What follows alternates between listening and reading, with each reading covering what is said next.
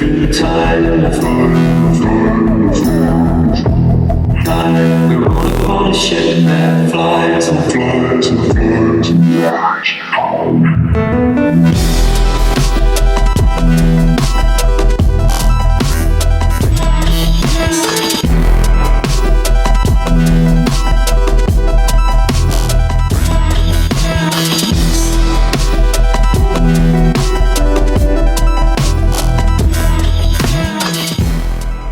All right, welcome to another episode of Trip Through Time. As time goes by, memories never die. Today, we set course for St. Augustine, Florida. Super pumped for today's guest, who was in attendance. Not only is it a pleasure to meet you, but it's also a pleasure to have you on the podcast. Ethan Glustoff, welcome to the show. Thanks. It's good to be here. Impressive also that you got my last name correct on the first go. So. Yeah, I don't know. I mean, I don't know. Honestly, I don't know how people, what would they say? I get Glustoff a lot. Hardly ever Glustoff. So you're like winning in my book already. All right. Perfect. Yeah. Okay. So guys, other than a couple of Instagram messages and we spoke on the phone yesterday, this is a first meeting. So, this is what it's all about. It's all about the fam and the fans and everything like that. So, today, thank you for being here, man. I'm excited to get to know you and talk about this, St. Augustine. And last thing I'll say about this, too, this is very last minute, so I appreciate you. I mean, you, like I said, you were on my radar, but I had something lined up and it fell through, so I'm glad this all worked out, dude. So, yeah. The universe provides. The world provides. Yeah, man. Introduce yourself. Tell us about your upbringing, man, your trip through time. Where did it all start? Where you're from, all that stuff. Okay. I will tell you the story. It's unique, I think. At least I find it interesting. But I have a little bit of bias there. So pretty much it all kind of started in college. Disclaimer, I was a terrible student. Where'd you go to college? I went to Syracuse. Oh, right on. Okay. Yeah, I went to Syracuse. You grew up in New York? New York? New York. Brooklyn? No, Westchester. I am in Brooklyn now. Bushwick. Represent. Or as I like to say to my friends, I'm centrally located, which maybe we'll get into later. Actually, we will, because there's a story that involves that, which proves that I am centrally located.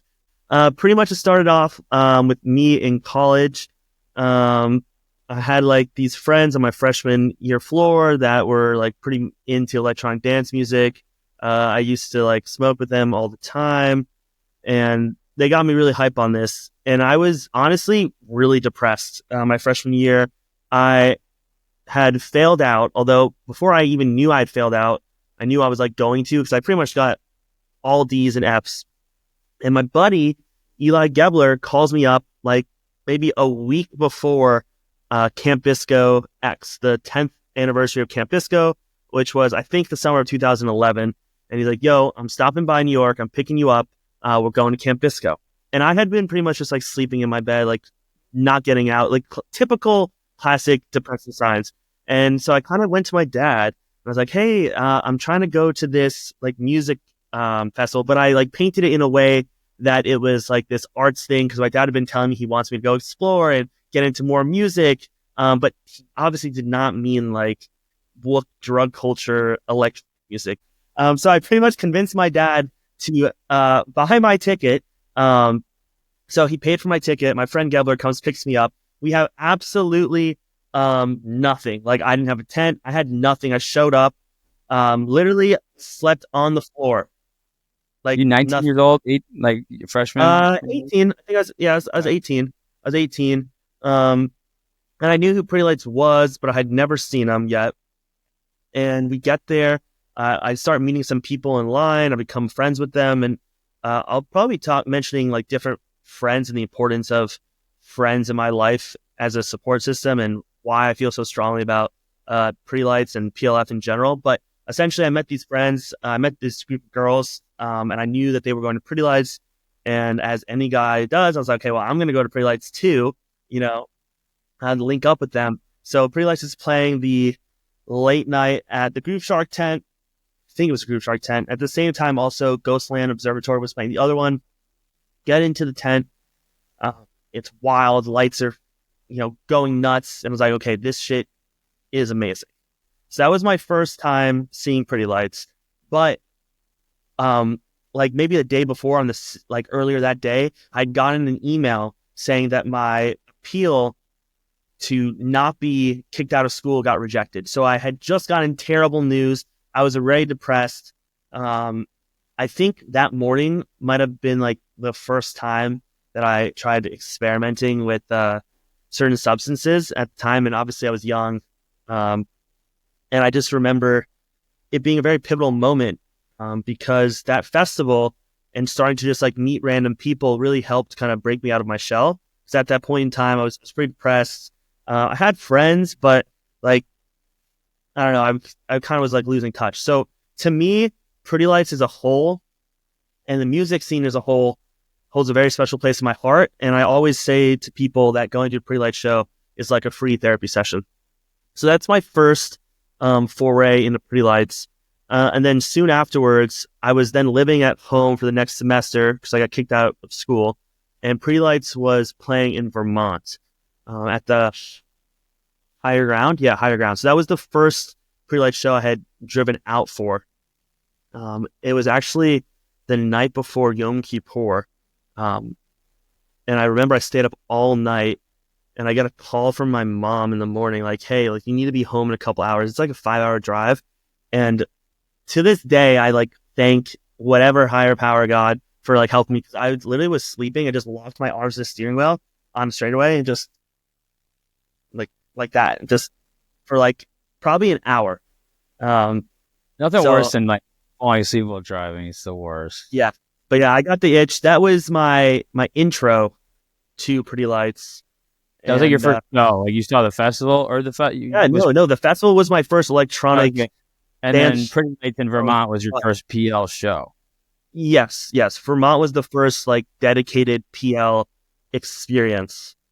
Yeah, and I remember there was a funny story where I had drank way too much water and I had to go outside, and I probably shouldn't say this, but it doesn't really matter. So I had drank way too much water, and I was like puking, and I look up, and I literally see this girl that I went to high school with, like standing out there, and I didn't know she didn't know I was there, and the funny part is I also randomly ran into her at Camp Bisco as well. And I'm just like, what the fuck are you doing here? And it was not my most shining moment, but I was still shining bright despite the plight. I mean, at least you were drinking water. I mean, I really was drinking water. No, I really was drinking water. I know. I mean, hey, if you drink too much water, you will throw up. Like, but it's like very classic noob thing where like you think you need to keep drinking water.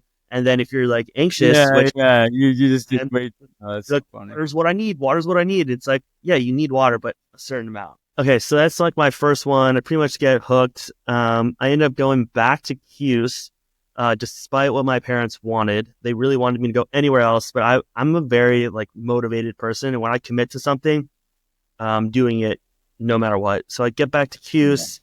I actually get involved. Never heard it called that. Oh, really? You never heard it been called Q? I mean, I've never really been far. I don't really. I need to go to the East Coast more. I've hardly explored that area, but yeah, I've never heard anyone call it that. Where'd you go to college? I didn't really go to college. Right. Okay. PLU. I feel. Yeah. So you went back to Syracuse. Yeah, so I go back to Syracuse. Yep. I actually get involved with this company, Mass EDMC. Shout out Will and Adam out of Boston. They were looking for promoters to promote for shows. I'm a broke college student looking for ways to get into shows for free. So I become one of those like flyering people that like are handing out flyers, pretty much doing anything I can to make it into the show. Start going to a bunch of different electronic shows. And pretty much anytime Pretty Lights is around, I try to go see them. I think in 2012 or 13, I organized a bus for people to go to the Halloween show. And at the time I was pledging and they like, no one was allowed out, but I had convinced them that because I was organizing the bus, I was kind of like working. And also one of my fraternity brothers, who was really my boy, was like, yeah, Ethan's going to be our driver, and like drove us there. So I pretty much was able to go. That show was dope. They came out dressed in Sesame Street gear. Oh, this was at Hampton? Right? No, this was at like the Times New Theater in Albany or something. Oh, yeah. Okay, that is right. Was that on the Analog Future tour? Let's see. They all came out. It was. Yeah, I remember It that. was. Yeah, for sure. Yeah, so I pretty much like am going to shows anytime I can. That's kind of really it. And along the way, I've met like a lot of people. So basically, you got on those first couple, and that's like 2011 times, and then you hit Illumination tour, or did you kind of hop on the Analog Futures? I hit some on the Illumination tour. Honestly, though, I hit more of the festival stops on those tours because I was still in college, so it was hard to go to things that were not. I mean, dude, the scene was popping back then. I was trying to go to festivals more too. I mean, just because it was a full thing, you know what I mean? When we were young, festivals are crazy, you know? And my first handful, I saw Pretty Lights Summer Camp, Counterpoint, then saw them at a college town in Illinois. So that didn't really feel like the PL show experience. It was like college kids trying to rave thing. And then Electric Forest, my first real experience of seeing Pretty Lights in a Pretty Lights show and like capacity was fucking Red Rocks 2013. And that's where I got hooked. You know, the band and stuff just blew me away. So yeah, I mean, you know, going back to your whole thing, I know you told me 106 shows. I mean, fucking Christ. You said you hit 100 in Minnesota. So then 101 to 103 would be the ones we're going to talk about. And obviously you went to Boston as well. Yes. So props to you. I mean, shit. Yeah. I was like, some people think I'm at 44. People think that's nuts. And I'm like, dude, I'm nothing compared to some of these people. And hey, props. It's fucking amazing. So from there, I mean, I know, kind of tell a quick rundown of, you know, what stories do you have from 106 shows? I mean, what are some standout moments for you? Like, I have some stories for sure, but before I go into stories, I think it is honestly more important to kind of give a shout out to some other people that I personally consider or inspiration in the scene that have either done things or just hit the road super hard. I'm not going to go into a full story on each one of these people, but I'm going to implore every single person. Well, hey, I'm going to take notes, and I would like to get these people on the show. Yeah, I'm going to implore everyone to peruse through PLF and maybe look at it. So you got people like Jess MC, Jessica, Robbie Dude, people that helped pretty much start PLF.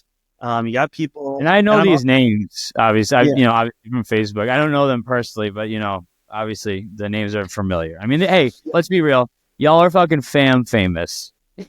You are. I mean, you guys. There's a lot of you that are famous. I mean, it is what it is. I was just saying. Potentially, I'm trying to get the A-listers on the show. You know what I mean? Well, then I'm listing them up right now. So, you got people like Will Guy who helped record a bunch of key stuff. He went on his honeymoon in Australia. You got people like Shredmans, who also was an OG recorder, Reithimer, Brandon, who does PL Live. You got people now newer. I mean, I think it was newer. Chris Suffer, who's doing Pretty Nights. People like that, Golden Crown. You got Brian Kelly, PL Jukebox, who puts a lot of effort into his stuff. Hammy T, people like Yanni and Brett Wilson, who just were fucking, in my mind, OG fucking putting in those miles back in 2012, 2013. Oh, yeah. I know Yanni Salami. I met him a couple of times. I seen that kid was running around the country non-stop. Yep. And then even I would say Team Blunted, they're like the OG rail fam. So I just want to say that before, and I know I just completely forgot what you're asking, but I think it's just important. Oh, you're good. That was awesome. Honestly, that was good. Because the last thing I want is for certain lore to get lost. That is one of my favorite things I love. And speaking of lore, obviously, Miguel, it goes without saying. Thank you actually for saying that, because dude, there is there's it's like a history line. There's people, you're almost like a fan historian, which is I mean, I I like the Grateful Dead too. Obviously not like Pretty Lights, but I got into them, when Mhm. Pretty Lights stopped, seeing Dead and Co and stuff. But like, they have so much history on their stuff. And I mean, fun little story. My uncle is he saw like around 500 shows before Jerry passed, and he would sell Whoa. tie-dyes. And he was on one of the Europe tour Uh-huh. fucking documentaries, and he's like on a quick thing, like just talking about his tie-dyes and shit. But it's just, that's what I'm saying. I appreciate that you brought all that up. And like, yeah, it's like this fam is like, what's amazing is that a lot of you guys have like really been there and done so much for it. So that's what this whole thing is. I want to do is, I think everyone has a story, especially like a lot of people you're talking about, that it's just like, I think, like I said before, I'm a fan of Pretty Lights and the team and all the musicians involved. But I'm also a fan of the fans too, dude, because there's some really cool fucking shit out there, and there's As am I. yeah. So thank you again, man. This is a big, I'm really excited about this. Hell yeah. It's really fucking sweet. I'm excited. Yeah. So And I definitely forgot people, by the way. Like for sure. So if, before people come out with the pitchforks, like I love all of y'all. Speaking about like friends and like people putting in road, I think one of my most cherished kind of like memories was Buku 2016, I think. I mean, I might have got the name wrong. Maybe 15. Who knows? I don't know the fucking. bro, it was 16. It was 16, and I was This is right after Telluride. Like the first show they played, you got Krasno up there, you got Ryan Zordis on saxophone because Scott Flynn wasn't playing trombone. You got one of the best festival sets I've ever seen. The fucking, I can see it in your face, New Orleans, like doom, doom, doom, doom.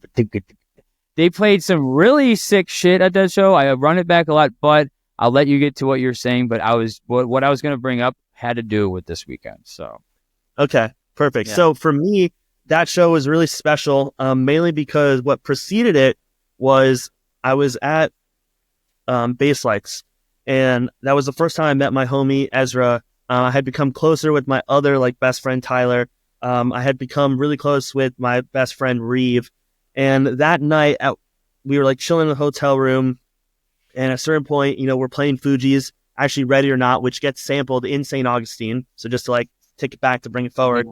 Yeah. And we kind of look at each other, we go, all eyes on Buku.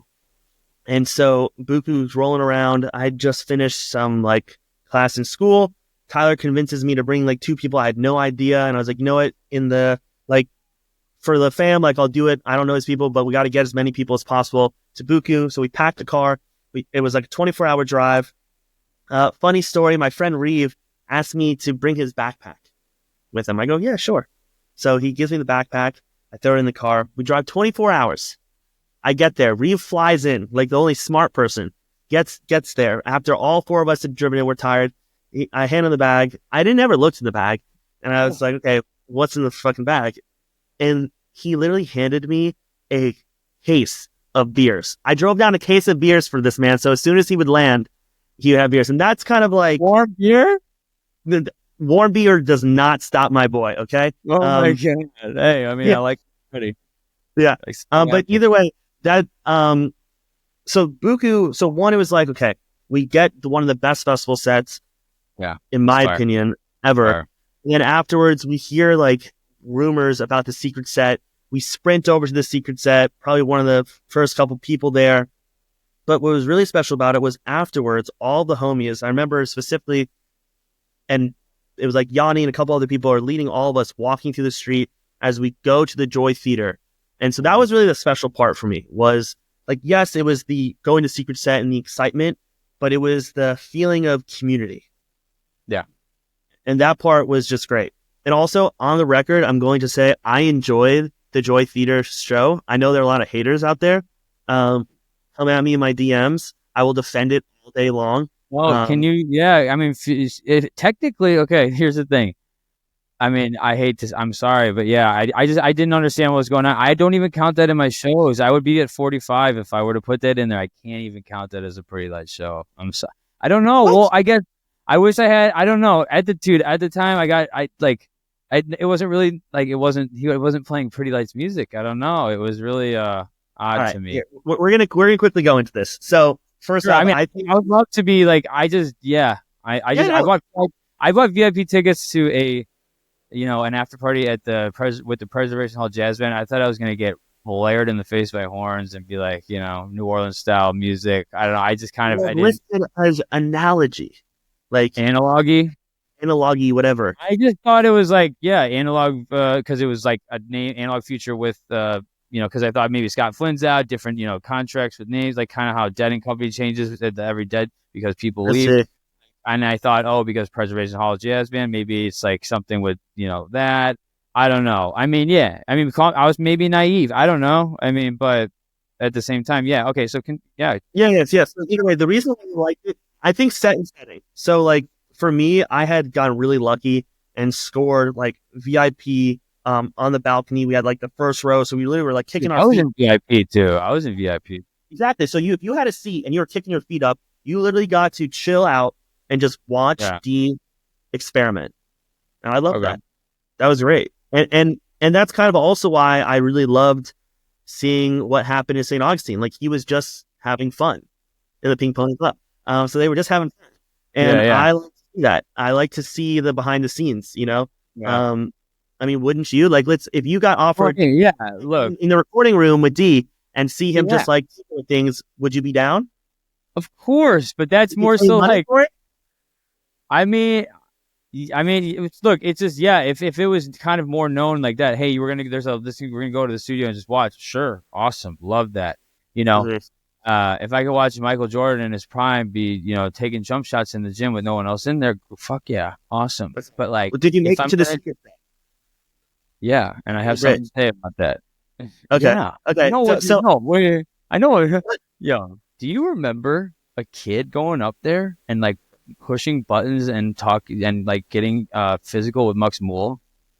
No, but if that's you, I'm gonna let it. Is not me. Okay. So here, I said this on another pod, and if for the people now, obviously this is new, so not many people listen to that or whatever. But like this, so this is what went down. Okay, and I'll go quickly. But like, so we were with a big crew. My buddy Max, he was on my 4th podcast. He's my best man. He actually got engaged that day in New Orleans. So he proposed to his wife. So we had a big crew, and there was 2 other people, and these are military guys who are acquaintances of the crew. One person is related to someone in the crew, and he brings his friend from the military. So they're not like in the know of Pretty Lights. Okay, I see. So let's just say people were doing things. Someone handed him something, and he probably should have only done a little bit, and then he took more than the normal bit. Classic. So Buku was great. I don't know, not big crowd, whatever. Next thing we know, we go to the secret set, and it's funny if you actually look on my Instagram. I clipped a nice edit of this. It's funny because my buddy and me are just going back and forth. But like, fucking this kid, Max and he's defending himself because he just got engaged. He's talking to Krasno. His fiance's wearing a lettuce shirt. He's like, oh my God. And that kid goes up to my buddy and goes, what is this? And he's obviously all twisted. And Max like, this is Pretty Lights. Instead of being like, hey, this is like a side project on, a little like experimental thing, so then this kid goes up and just beelines it. And when Derek's up there with Mux Mool, and this guy goes up and starts doing this, and he looks at him like, what? And then it's a whole thing. And then like, dude, okay, hang on. He's kind of like stopping a little. Let me get there. And then these motherfuckers get him off, and then the guy he came with, his buddy from the military, like tries putting his arm around him and tries like dancing to like the beats and be like, yeah, it's fine. It's like, get that dude the fuck out of here. Like he is, he goes from that to this, and it's like, you don't do this stuff. Like it could be a weird, like he needs to get out of there. Mm-hmm. So whatever. So hang on. Here's the thing. Had there not been a night of controversy, that could have been the story. Like, it was a thing, dude. I don't know. It was crazy. It was really weird. It was a really weird thing. I don't know. But yeah. I mean, people were complaining about that also during it. And I was like, yo, shut up and just watch the dude do his thing. Like, look at what it evolved into. Yeah.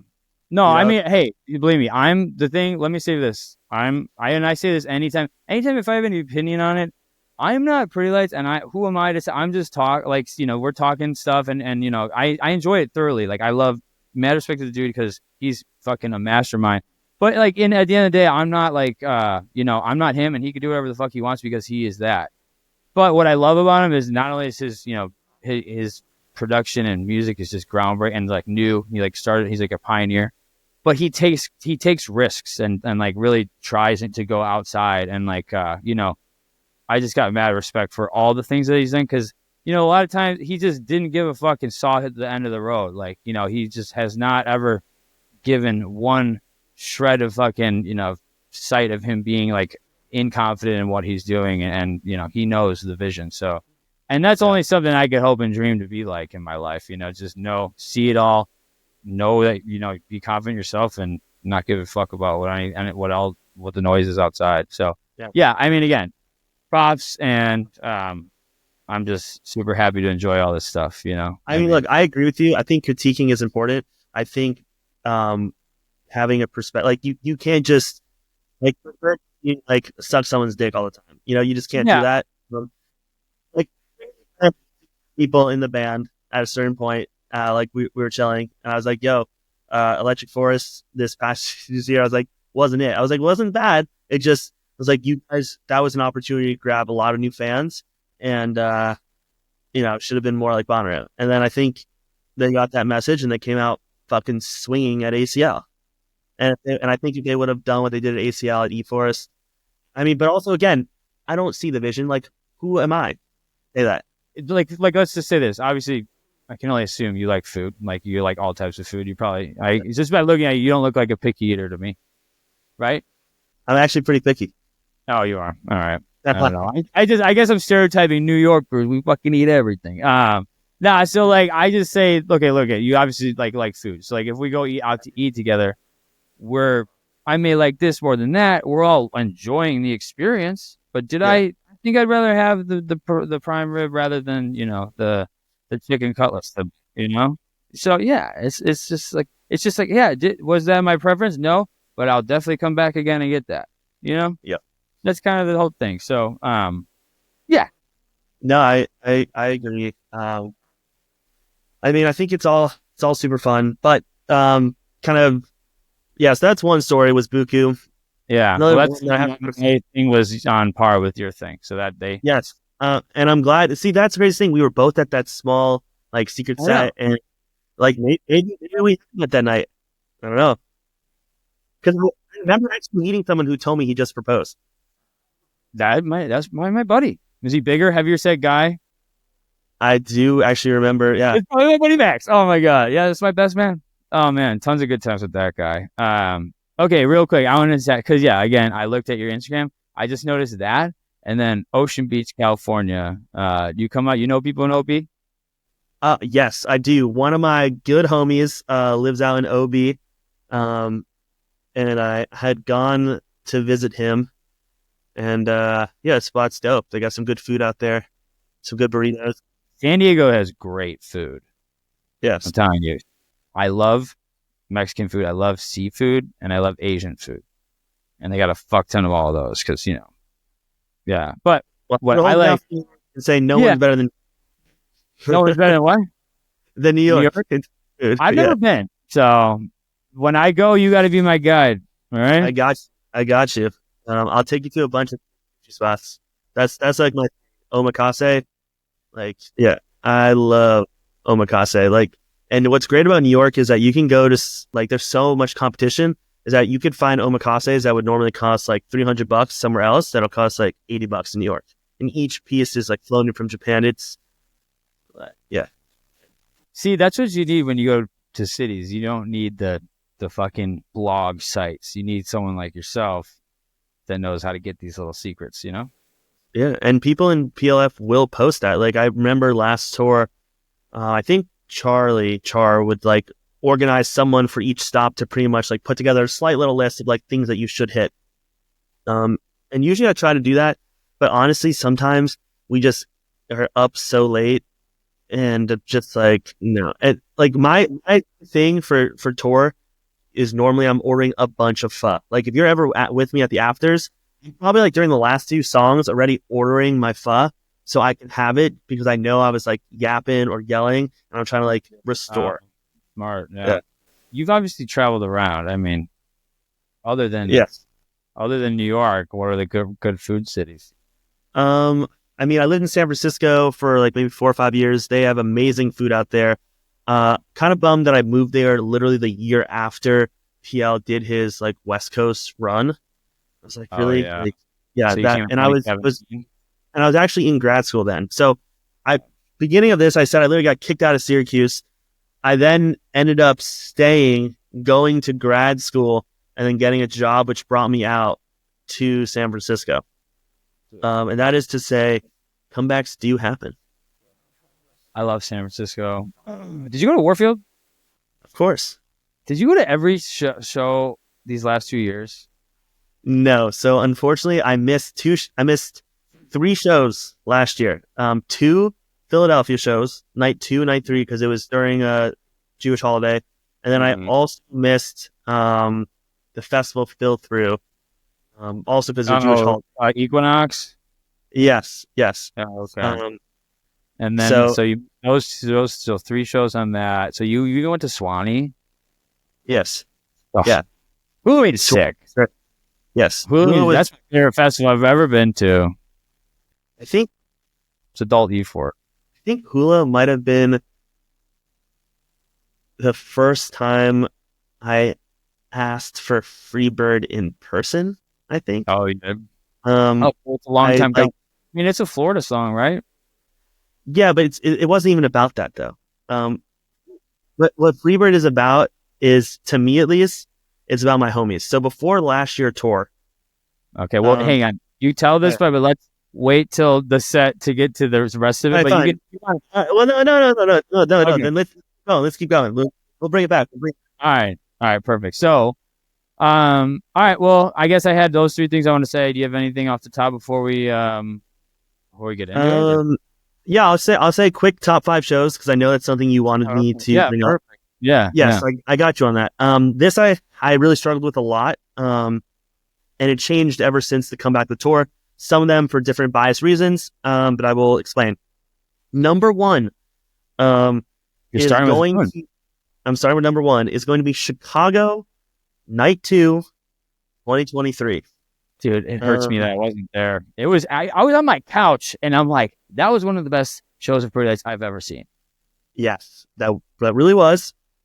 Now, I love The Last Passenger. We can't see it, but over there I have a big Last Passenger painting that Greg made for me, which is actually how I kind of became homies with him, was through the art.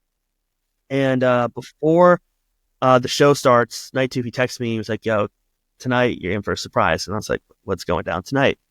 Like 3 songs in, I think, they start playing The Last Passenger. The first time it gets swirled, I'm standing next to my fucking boys, Reeve, Tyler, and also Jolie, who he had just, I met her literally in Mission. And this is like the power of PLF. I met her at Dylan Afters. And I was like, yo, this chick's dope as fuck. She's a homie. And I was like, you got to come to every single show with us. I was like, you know, when you meet someone that has really good energy, and I just like knew, I was like, she has to come to each show. So I was convinced her to come. I was like, just come. She comes, she meets it. So I'm with all the homies. They play The Last Passenger. I was already hyped because they told me something was going to happen. Also about Chicago, the reason why I loved it is between one of the days, we snuck off to the Banya. One thing I'm really passionate about is Banya. For people that don't know, Banya, it's Russian bathhouse. So I am really big into like hot, cold therapy. So I'll go into the steam or the hot for like 20 minutes and cold plunge for 3. Has tons of health benefits. Highly recommend you look into it. So we do that. And the funny story about that is in the men's section, they had a cold plunge. I find out in the female section, they don't. I was like, yo, like that's so not cool. Like women should have one too. And I really wanted Jolie to have the full experience. So I snuck her in like ET style into the men's room. Put the towel around her. And these Russian men are like, you can't bring her on. And I'm just like, yo, just pretend you're a man. Like, you know what I mean? Like, like, you know what I mean? Like, who knows? Like, you know? So, so we get into the bathroom. She does the cold plunge. People like giving us looks. It was a good time. And then also for Chicago afterwards, I somehow managed to end up running into some of the crew. afterwards, and I got the pleasure of hanging out with some of them, which is really one of like the first times I got to properly hang out with them. And I got a chance to talk with D, and I was like, pretty much thanked him for the Last Passenger, and he was just like, heady choice. And then if you look at following set lists throughout that year, they start to swirl Last Passenger more.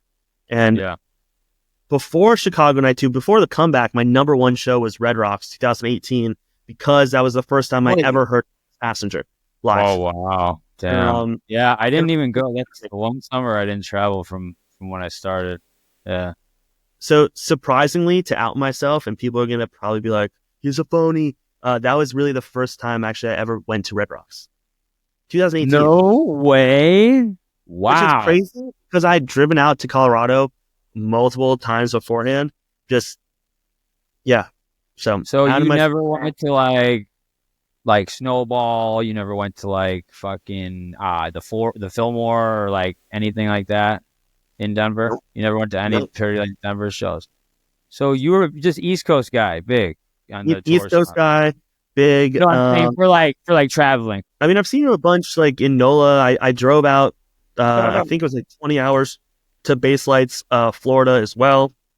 When I was in college. There's a Base Lights in Florida. I totally forgot about that.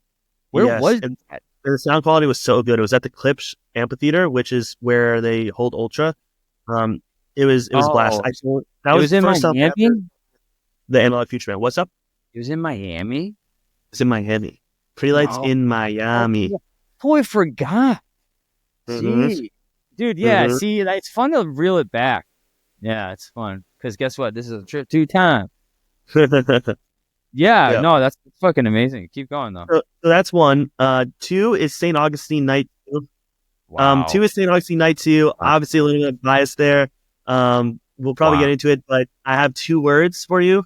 Freebird. Then the third is Caverns Night 2, and I have a story about that. I went to the fucking Caverns, dude. That looks so sick. Yes. I was again like bringing groups in together, so I had some other people that I usually like never really do like Airbnbs with, and we kind of collabed, and I had this like massive mansion, which my friends trolled me into thinking was haunted, which it wasn't, but it was just fun. We like to have fun, and but also it was that so Jolie was with me when I ran into PL at Hula. Is it Jolie? Yeah, Jolie. Shout out to Jolie. If y'all are not following her on Instagram, I'm looking up right now. I'm pretty sure it's Lavender Star Design. She is that's right. I am dropping a fucking ad in here. All right, I'm about to add her up. Or I'm about to follow. Yeah. Oh yeah, definitely. Lavender Star Designs. She makes great, not 100% like always PL related. It's just great silversmithing stuff. Highly recommend it. But either way, Jolie tells the story to Derek about how every single time people meet her, they mistake her name, which I think I even did earlier in this podcast. Jolene. Jolene. Yeah, that's why I just asked. I mean, is it Jolie? Yes. So as soon as they start to play Jolene, we're losing our shit. I also love that song. It brings me back to when I saw probably Yonder Mountain String Band, or is it Yonder String? Whichever way it is. Yeah, Yonder Mountain String Band. Thank you. I saw them at this small like jam festival way back, and I saw them jamming out, and I'd always wanted to hear it live again. Hearing this version was crazy. So just that in itself. You're saying they did a version of Jolene? That's dope. Yeah, they did, and I highly recommend listening. But I love like when Bluegrass Fuel do shit like that, like little fucking versions of shit. Yes, it was sick. But yeah, so the Jolene remix was sick. The vibe was sick. Oh, that was amazing. Yeah. They hit the Tennessee shit hard. That was really cool. I mean, obviously Wayfaring Stranger is amazing. That's one of my favorites. And I love that too. Smoky Mountain Boogie, which I have things to say about all those about these upcoming sets we're going into. So yeah. Smoky Mountain Boogie was phenomenal. Wayfaring Stranger holds a special place in my heart. I'll never forget. First time I heard it was at Roseland Ballroom, NYE. I was going to ask if you were there. I mean, obviously you're because you're from New York, but my buddy, that was another epic one. So that's 3. That's 3. Yeah. 4 is Buku, and I'm cheating because I'm including the whole night so it's really 3 sets in one. I'm that's the whole experience. So that counts. Red Rocks 2018, Last Passenger. Before I bothered and annoyed everyone about Freebird, it was Wrong Platform, and after that was Last Passenger. Both kind of neck and neck in terms of my annoyance level of just constant chirping. So Wait, all right, say that again. You said between Last Passenger and what you get chirped on? Wrong Platform. Like if you want to, hey, real quick, Wrong Platform. I can't believe you weren't at the Red Rocks 2014 when Derek was solo. How they did the 3 sets. Have you listened to that? The Wrong Platform. That fucking drop. The whole crowd in unison goes, "Oh!" It was wild. Yeah, that. Those are some of the best. Yeah, I was supposed to go, dude. I walk out to my car. I had a beater, like a super old, like 12-year-old Mercedes. Like it was falling apart. I look at the car. I look at the tires. I go, this car is not making it to Colorado. Bailed. I had no idea that the strings were coming out. So honorable mention was also Red Rocks this year. I was going through another hard place in my life, and they played Empty Station, which was a request. They played a bunch of Taking Up Your Precious Time, which is my hands down favorite album of all time. I mean, I love it, but it's my least favorite. That's fine.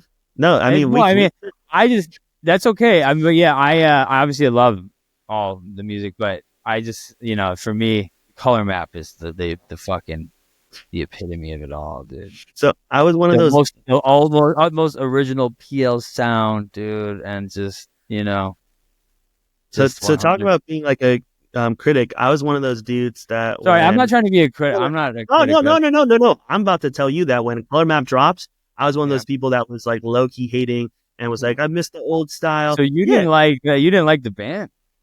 No, I like the band. It's not that I didn't like the band. I just love that. I mean, everything has grown on me. Like Prophet is literally in my opinion, one of the best launching pads into swirls.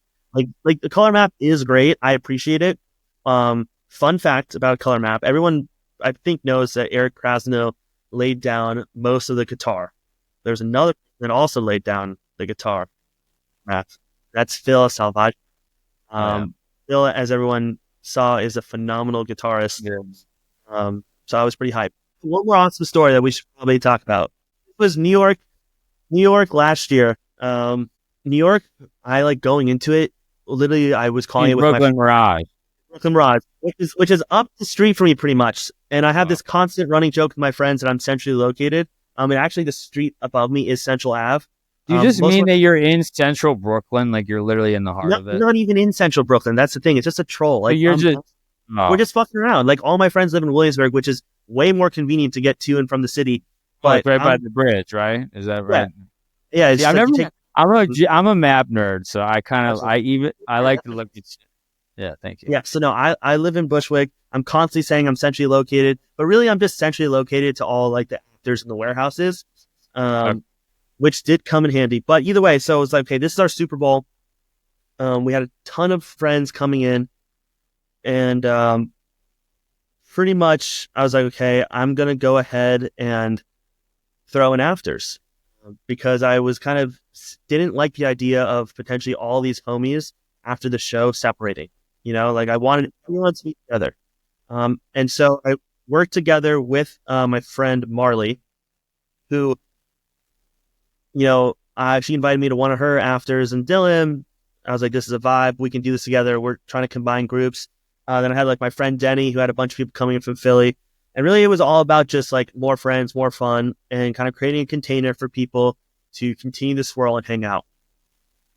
Now, in addition to that party, which like we threw together and ended up working off as a hitch, that weekend, Joseph Motif was coming to town to play the afters.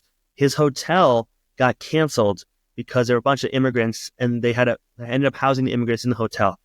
Because I had met Greg through the art, and then I met this guy, Javon, who used to kind of work with the PL team, and that's where my painting was sent to. So that they reached out to Javon, asking him if he has any places where Joseph can sleep. So Joseph ends up sleeping at my apartment, which is when I also then met Isaac, Derek's cousin.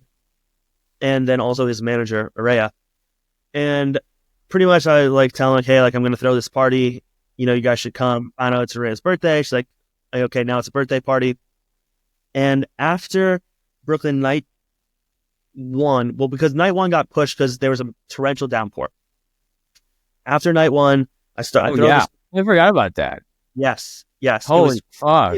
Crazy. I was worried that I was like, is the Super Bowl weekend getting canceled? So I throw this party. We end up having like 100 people. At your crib? So no, I rented a warehouse like up the street. Oh, no shit. I rented a warehouse. Like it was kind of invite only, but willy nilly. Just willy nilly. Just got a warehouse. You know. Well, I mean, like, how else are we gonna house all these people? You know what I mean? Hey, that's a boss move. I mean, just fuck. I'm not up here with fucking. Hey, you know, got a spot. Yeah. Not just a hotel. Just fucking. That's hilarious. Well, this was the first time I had done this. All right, now I get it. You're okay. It was going really well. And so 2 of my homies came. One of them who works in the music industry. His boss throwing down a show in there. Are you like DJing in there? Yeah, I had like friends, like artists, like that were playing. Oh, okay, cool. It was like, you know, set the vibe, but it was really about the intention, and the intention was like by the homies for the homies, you know. And I think having that energy, and really the energy that I went into with that tour, is why so many good things started happening, and my ability to manifest just like really amplified. In general, I've always thought I'm pretty lucky, but things really just escalated after, before the beginning of this tour. I actually went to Mexico because my friend Tyler brought me and Reeve and a couple other homies to do Bufo in combo. If you don't know what Bufo is, it is frog and toad venom. 5-MeO DMT. Wow. It's like ayahuasca. We pretty much went. It lasts a long time. This actually is much shorter than ayahuasca. And we were able to, like, I like to say it's like doing 2 years of therapy in 30 minutes. And we were able to release a bunch of trauma, work through things, and really like get our heads right before we were about to start this tour. Because this was the first time we were going to try to go for a complete tour. What a life. What a fucking life. Either way, I'm riding pretty high on life. Like that's amazing. God. Pretty like happy. I could tell that like things are kind of attracting to me. So I get to the party. My homie's there. His boss is Derek's agent. I meet him. This guy, you know, he's just hanging out and he's like vibing, and he goes, you know, is it cool if Derek and the crew stop by? And I was like, duh, like absolutely. You know, like that's what I had been wanting to manifest anyway. Let me think. You know, I don't know if I gotta. I guess.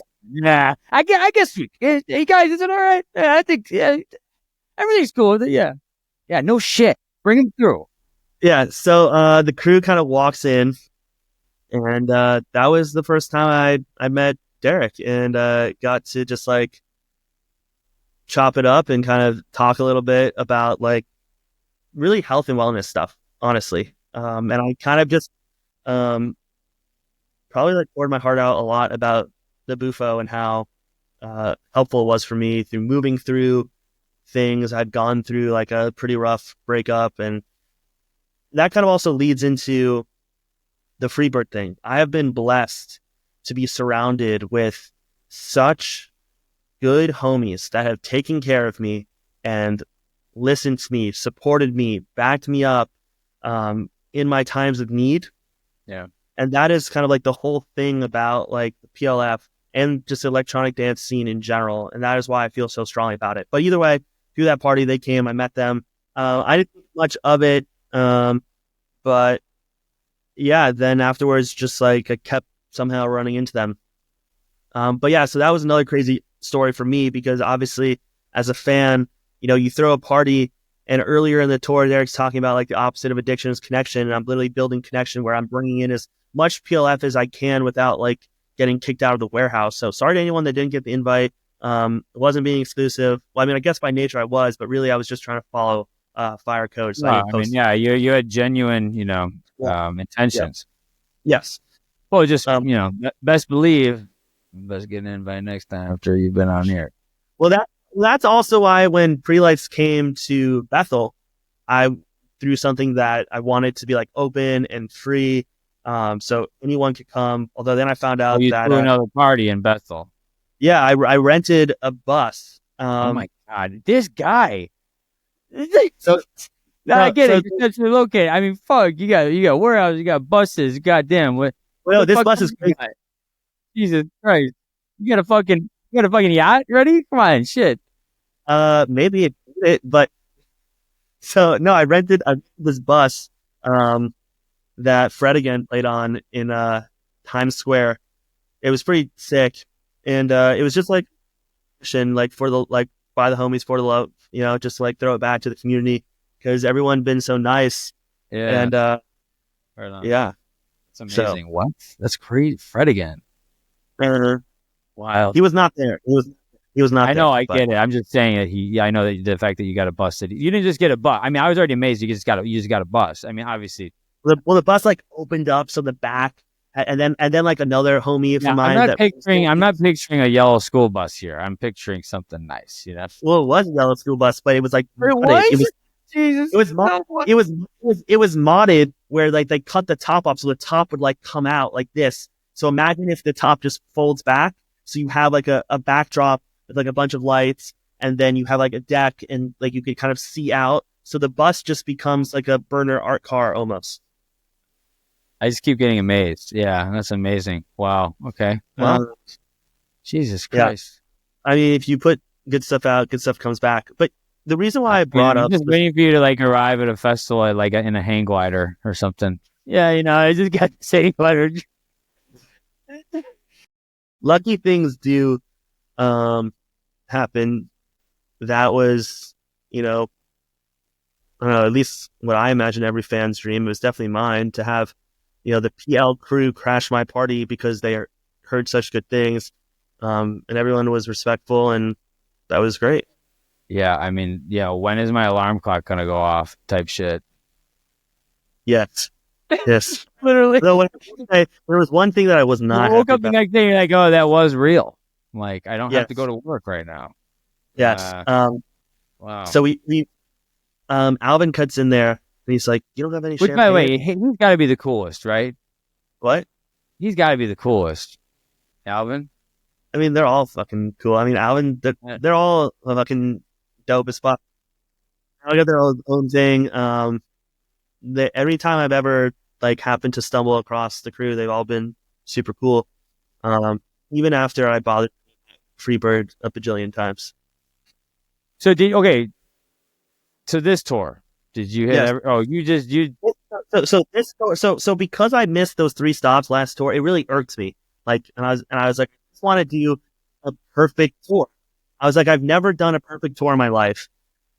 And so I committed, even some stops where like I had like my normal crew or even Tyler, they were not with me. And I was like, I'm going no matter what. In fact, I actually got tonsillitis. I got tonsillitis after ACL. I went to Vegas and Minnesota sick as a dog. I wasn't contagious, but had tonsillitis. ACL weekend 2, I went to it straight from a 25-hour fast. Yeah, So you were telling me that on the phone yesterday. That was wild. Yeah.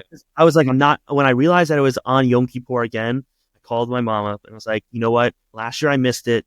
I regretted it. I was super bummed because I was in the kitchen after a meal and I'm playing Pre-Lights and my mom's like dancing to Philadelphia Boogie, which I was so happy. The fact that we got that again in St. Augustine, which was also the show I got my like request, I was like, like I finally got the Philadelphia Boogie. But I was like, you know what? I'm doing this. I was like, I got to do this one year. Like, I'm sorry. So I still made it to Temple and I went straight from Temple to there. I broke my fast like a minute before PL started. Yeah, but I was this year I've been committed. So I've hit every single stop this tour, including every single festival. So what is that, like 20 something shows? That like 20 something? I don't know. Fucking 24. Yeah, something like that. Yeah, because three night runs, and then you're going to Chicago, of course, right? Of course, absolutely. So yeah, I gotta finish up strong. Yeah, no, that's amazing. I mean, I'm from there. I swear the next time you can't, dude, can't. Mm-hmm. Yeah, it sucks. I'm not. one like Highly financially. recommend. Highly recommend. Why? Just highly recommend. Fuck, I might have to then. I don't know. I highly recommend. I guess at this point, yeah, dude. Let's get into St. Augustine, man. Yeah. First off, just overall experience, just in terms of, where the location, the weather, the area around. I mean, things to do during the day, all that, just go from there. Because obviously you've traveled, you've been to going from Minnesota, I'm sure, to Florida was probably nice. It was cold. Minnesota was cold. Florida was nice. I mean, it was still kind of cold, but it was nice. It's a nice cold. That's what winters are out here in San Diego, like hoodie weather. Love it, Yeah, I mean, I got to bring my fur, which I wore at Burning Man, which ended up becoming a meme in myself, which was funny. I mean, just like a fucking picture of Justin Balboa, like I took one of me just going like this. But then what I didn't realize is that my pocket was kind of like hanging out, and like my pocket looked like female genitalia. So no. Yeah, this is silly. Yeah. But yeah, so I get there. It was really nice. This was the first stop in a couple that I had my like core crew back with me. So I had like everyone with me, which was super nice. I got to kind of go around the first day. We were looking for food. I was starving. I'm constantly looking for chicken cutlets. I love chicken cutlets. Such a New Yorker, dude. So much so that when I worked at this promotion, we got no cutlets. Matthew, they called me Captain Cutlet. That was like my nickname. Yeah, that's hilarious. Yeah, so I went patrolling for food with the homies. Walked around through like that small town, which was super touristy. And as a joke, I wore my fur, and just so many people were like giving me like looks. It was, and I'm just like, whatever. Like, who cares? This is hilarious. Like, my life's a joke. This is funny. And so, yeah, I mean, we walked around. I thought it was beautiful. I honestly didn't get to go like eat out. That was one of those weekends. And that's kind of what happens at pre-lights, is that there's just like prioritizing seeing people. I'm always prioritizing as many people as possible. That sadly, over the years, as I have become more social and left my shell, I no longer got to do what I used to do, which is we used to call it dining for Derek. And we would go to a city and we would find like the nicest restaurant and we would just eat, we would dine, and then go enjoy the show. But these days it's more about Uber Eats to the Airbnb. I mean, if I have a chance to go out and explore, I will. Like I did that in Chicago. I'm going to plan on doing it again in Chicago this year. Are you flying O'Hare? Yeah. I got the spot for you, and it's real close to O'Hare. Dude. Okay. Diners, Drive-Ins, and Dives, Guy Fieri. It's been on there. Place has been open since the 80s. Only open 6 days a week, 11 a.m. to 6 to 5 p.m. It's called Paradise Pub. I'm telling you right now. What kind of food? What's Chicago that? food? Just like, they got these charbroil burgers with this. Have you ever heard of Merck's cheddar, like spreadable cheese? But I actually, so I don't eat meat and cheese together. Oh, don't eat meat or cheese?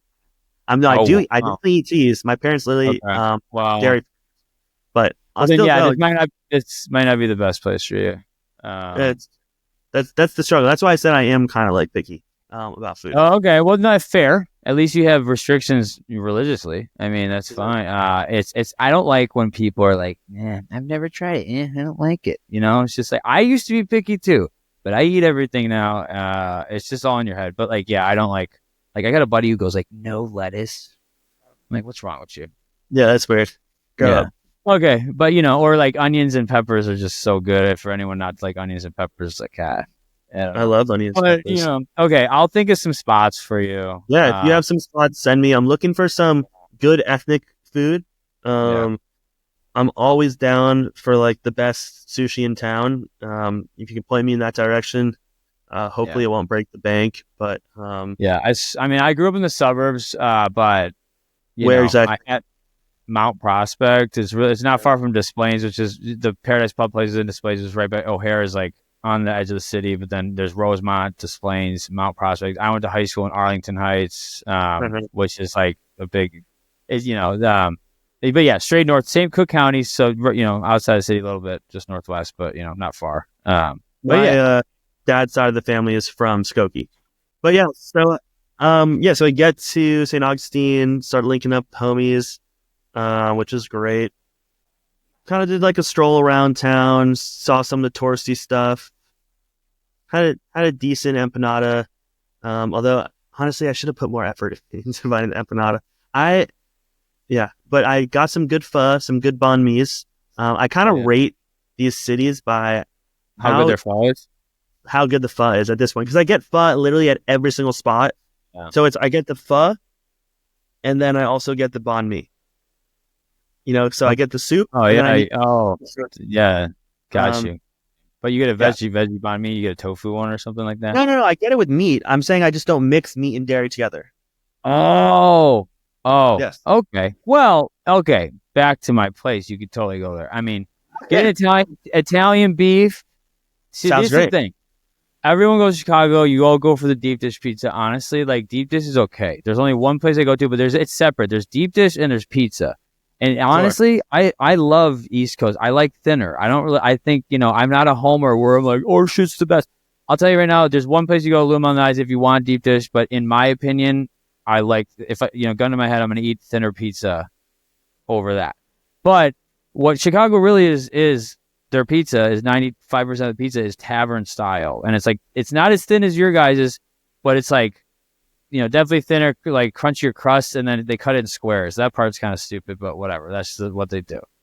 Deep dish is a touristy thing. It's like not, again, people do it, but it's not, the majority of places you're not going to always get that. But yeah, there's loser, there's Pequods, but then fucking, other than that, Italian beef, like that's like Chicago's cheesesteaks.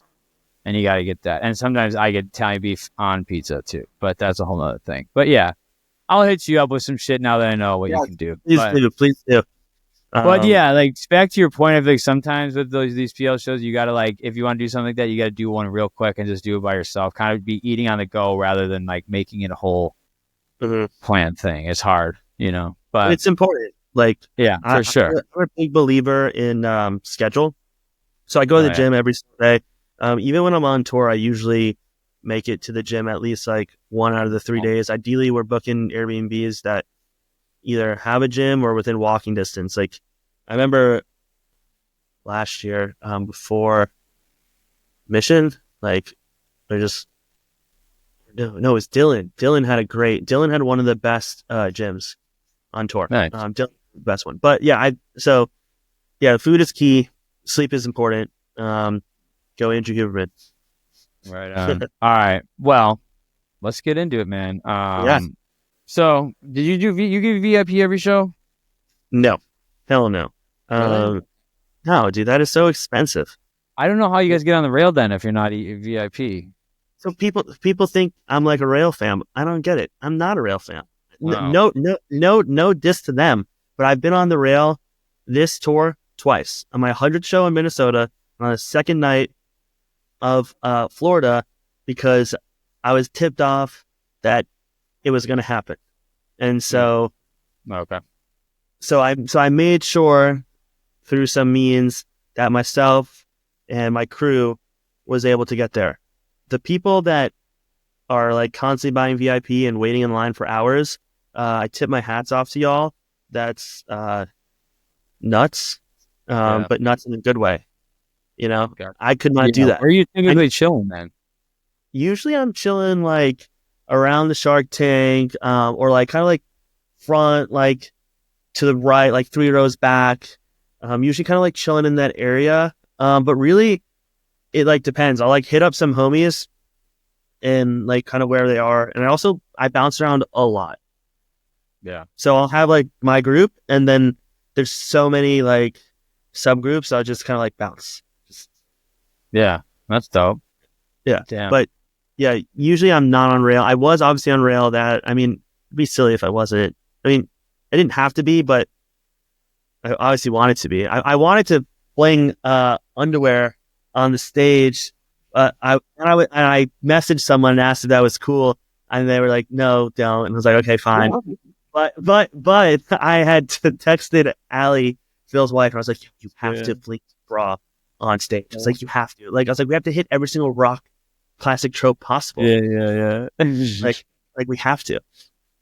Yeah. But yeah, usually I'm chilling. You get a lighter up? We forgot the lighters. Yeah. We forgot. No one's got the lighter these days. I was just like kind of like waving my hands. My friend had a lighter. My other friend had his phone. But yeah, to answer your question, usually like front-ish right, either like a couple rows behind or by the Shark Tank area. I need room to dance. I love to dance. I will say though, I know it's been different, but for me, the last good amount of shows like Tahoe and Vegas, there was tons of room, and I like to dance too. I fucking get down, like I fucking I get down, yeah. And I'm not talking jumping like an idiot. I'm feeling the fucking beat. No, same. I mean, absolutely same. I'm always down to dance. That's kind of how I let loose, tap into my flow. Yeah. I will out-twerk anyone who's listening. All right. This is a challenge. All right, you heard it here first. King of the twerk. All right, man. Well, set one. Let's go. Yeah. All right. Omega Children. I feel like this is like such a great opening track, Yeah. It's a perfect opener, and I'll never like get annoyed by it because it's just like, I don't know. It kind of just sets the tone, It's like one chiller, of my favorites. But then it's got like the wow, honey, you want to swirl? Like, it's got such like good building up opening vibes. You know what I'm saying? It's so happy too. It's such a happy song. Such a happy song.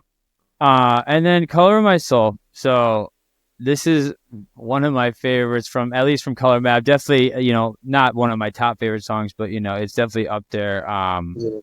Only fucking with it if it's good for my soul. Love all that shit. And my wife's and then Borum on the organ keys, like da, da, da, da, da. I feel like a lot of that extra element shit was going on. So that's the big stickouts for me. Agreed. For me also, they had this like little bit where they're like saying like, I think East Side bullshit or something like that. They're saying something about the East Side, and as an East Coaster, I'm just like, yeah, East Side. Like white boy, like I'm white one. I'm like East Side, like. Oh yeah. All right, but dude, after this, Rainbows and Waterfalls. So like, let me just say, this one really has grown on me. I feel like when it came out, it was like so different.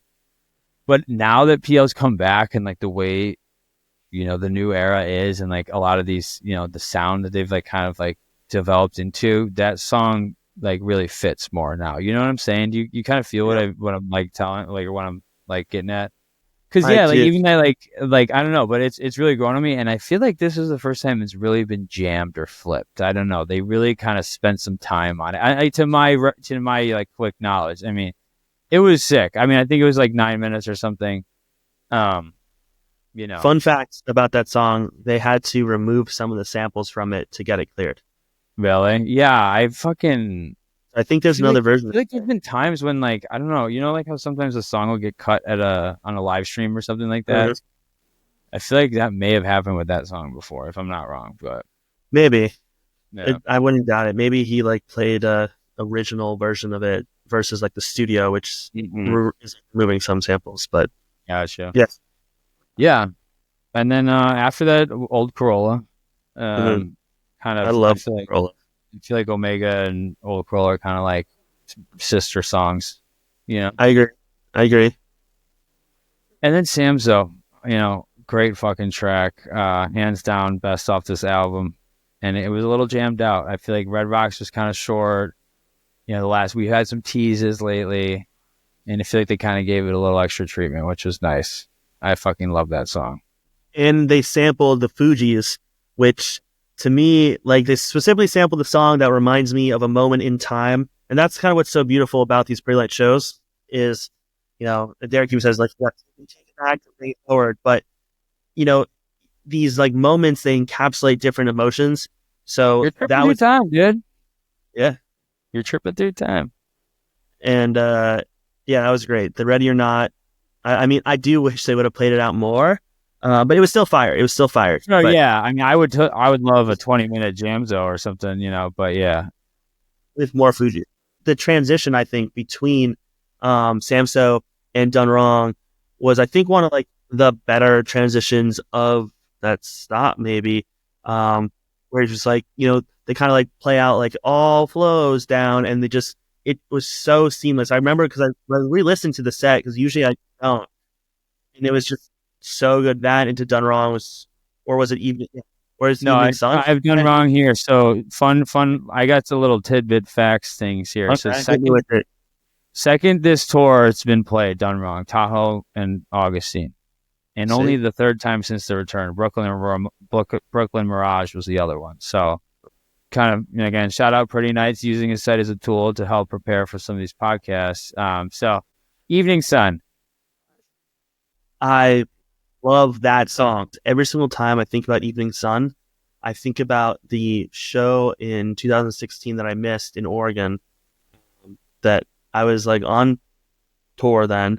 I did Telluride into Wyoming, the Pink Gardner Theater, which I got lucky and got tickets to. And I ended up having to sell those tickets for just like the person I was doing tour with at that time. Didn't want to continue on, and I was like, okay, fine, like we'll sell these tickets. And that's how I met one of my good homies, Kyle Parker Alexander, was through trying to like sell tickets, and like we just kept after that. Like we go back through our chat, and each one of us are just trying to help the other one get to a show. But I bring that up because I missed that Evening Sun, and then I start chasing it. So any single time I hear it, it just like slightly puts me at ease for missing it that one time. Because that one time at Oregon, I don't know why I'm so like uptight about that still, like so many years later. I was just really good Evening Sun. Yeah. But these two, Tahoe and this one, are the way they've been, dude, amazing. So yeah, and then I think they had the Sugar Ray Put Your Arms Around Me in there. And then like between that one and Tahoe, I'm torn which one I like better. I mean, it was 15 minutes and 50 seconds. It's a long Evening Other Sun. one, It was Tahoe was like 16, I think, too. But really? I was but long. that's the thing. Yeah, I'm almost damn near positive. I'm pretty sure it was like 16 something. But to my next point, Last Time Free, the way they fucking played that, again, taking these songs that just totally fucking like great, like you said, launch pad to do so much and shit a great foreshadowing as well for just and feeling free in general to do what they want to do. Oh yeah, have fun. For sure. Absolutely, yeah, dude. And the way they're picking these sets, like I was actually when I was doing this, I was actually like kind of like they're picking like kind of seeing that there was maybe some similarities with I don't know, words and stuff like that. I think they're using free a lot. Oh, actually, yes. What I have here, Freedom, John Batiste. They did a little teaser, something like Freedom, and Alvin Ford Jr. has worked with that dude, and that guy's fucking amazing, real good. He's like, you know who he is? No, but that's a fun fact. Oh my god, yeah, dude. He's a New Orleans like Keys, like soul gospel, like fucking. He wrote the soundtrack for some like cartoon movie, and won Grammys for it and shit. He played the Grammys and did like a great performance. It's really, that song Freedom's really good. You should check it out. And also this, I just noticed that band, and that's the way. The fucking Casey and the Sunshine Band. They're from Florida as well, or so they threw that in there as well. So that was great. That was great. Yeah, I'll always take that. Oh yeah, that was the end of the set. So close out with that first set. Mm-hmm. Great way to kick off a run. Mm-hmm. And then so set 2, Chasing Rainbows, banger. That New Heights. I mean, these songs fucking, I don't know, really hit hard for me. All this new shit for sure. But they did a little flip at the end of New Heights, and So Bright. I don't know. How do you feel about that song? So I actually do like that song off of Color Map of the Sun. I remember when it first got announced. I remember the first time I saw it, which also was at Roseland Ballroom. That's one of the ones that I liked from the very beginning. Because not all the tracks I liked. Now I do like all the tracks. Wouldn't say I'd put it above like anything in Taking Up Precious Time, but I like all the tracks now. Yeah. So Bright is great though. Oh, So Bright is great. And yeah, this one was just, I mean, it's always filthy. And then this Ask Your Friends, No Quarter, King's Affirmation. Affirmation. Dude, I mean, yo, this thing was nice. And it was just like a, from one to the other to the next. Phenomenal. Yeah, and then, I mean, just from there, Solar Sailor, Regular Priority, Fly Like an Eagle. Okay, Fly Like an Eagle last played October 28th, Halloween. That's a good one. I mean, I can't believe it's been that long. And then Up and Down I Go, and then Radiohead. I love Up and Down I Go. Every time Up and Down I Go plays, usually I'll find like my boy Reeve in the crowd, and they'll be like, and like be like, will they like stop for a second, and so we'll kind of like do like the robot, like wherever like something just like something silly. I will say, not the biggest fan of San Francisco Where's Your Disco. Sorry, boys. I'm a house snob. I love how all these house things have been getting brought into the rotation. I think I even remember saying to my friends, like, I'm not a super big fan. And then like a minute I turn around, I go, all right, but it works. Like it works. It's good. It's just they've been kind of doing it a lot. But I will say, when they did it in San Francisco, at one of my gigs out here, that song, that Dom Dollar song, get played a lot. And I was just so annoying. But then in San Francisco, and I hear it coming in, and I hear San Francisco, and I'm like, no fucking way. And like, so at that time, it was crazy. But yeah, to your point, it's almost like a guarantee. It's like, it's coming. So I just thought it hit nice in San Francisco for the first time. That was cool. I agree. No, that made sense. My take, not that anyone asked, changed it up a little bit. Yeah. No, I mean, I feel like that song is almost one of like the regulars, which again, it always hits. They could always do, like you said, great launch pad, especially in fucking Vegas. I mean, I forgot we were even still in that song, or Prophet, I think, was the one that it was like maybe 20 minutes, whatever. But yeah, and then Radiohead, Nirvana, Nine Inch Nails thing, and then the Finally Moving, Feel Good Levels. Like that actually was so amazing. I got a text beforehand from Phil. Yeah, like, we're gonna fuck with you, and I wasn't sure if he meant like me specifically or everyone. Luckily, it wasn't me. And when they dropped it, I was just cracking up laughing, and in my head, that sent a message, and the message was quite simple.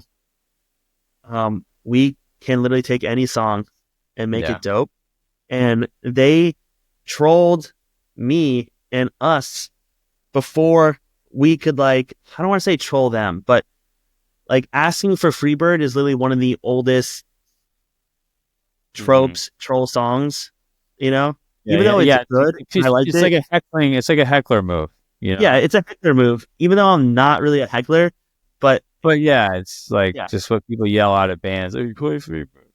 Exactly. So them doing that was good foreshadowing that, this weekend was going to be full of just like hilarity and fun, and it worked. I also thought, just back to the Finally Moving thing, I just kind of thought that was also Derek being like, okay, I don't like, obviously he was like kind of like, I would be too, but he got ripped when that shit first happened, And then, everyone was like, Plants was talking about the fucking, like, people bringing up old tweets and stuff, but like, I think by him doing that, he's like more acceptance and being like, yeah, I don't fucking care. Like, it's cool, it's no big deal. No, he's beating people to the punch. He's owning it. He's having fun, and he made it good. That's like, it was cool, honestly, and like that's as much as like you said, good. Like, he made Magic Carpet Ride good. Yeah. And Harry Potter. We'll get to those. Okay, so that was night one. All right. Okay, so are you doing? I know we're already getting deep in here, but like as far as after the show, you just kind of you throwing what, you got a warehouse lockdown? You got a No. Okay. So I wanted to throw a beach party. I didn't realize how cold it was going to be. Called the beach party off, and I was like, you know what? I'm not handling this stress. We're keeping it low key. We're just chilling at the Airbnb. I didn't even get such a nice Airbnb. My original Airbnb got canceled on me for some reason. But yeah, no, we kept it chill and just hung out. Okay, so day 2. All right. So we got Road to the Stars open up. Mm-hmm. Obviously, I think that's his new So Bright in terms of That so where it was his baby of fucking Color Map. I think Road to the Stars is his baby of this new shit. So Okay. I don't know. I could be wrong. I just feel like that's kind of a rebirthing song almost. Yeah.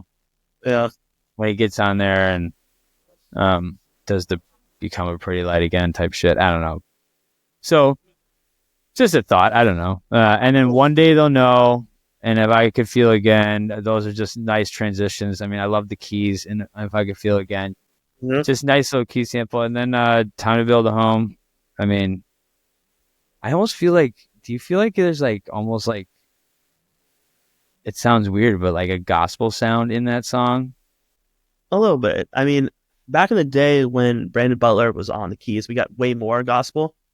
Well, I sorry, I mean like just the song because it sounds like, if I don't know, am I wrong? Did Derek, has he found like religion since like?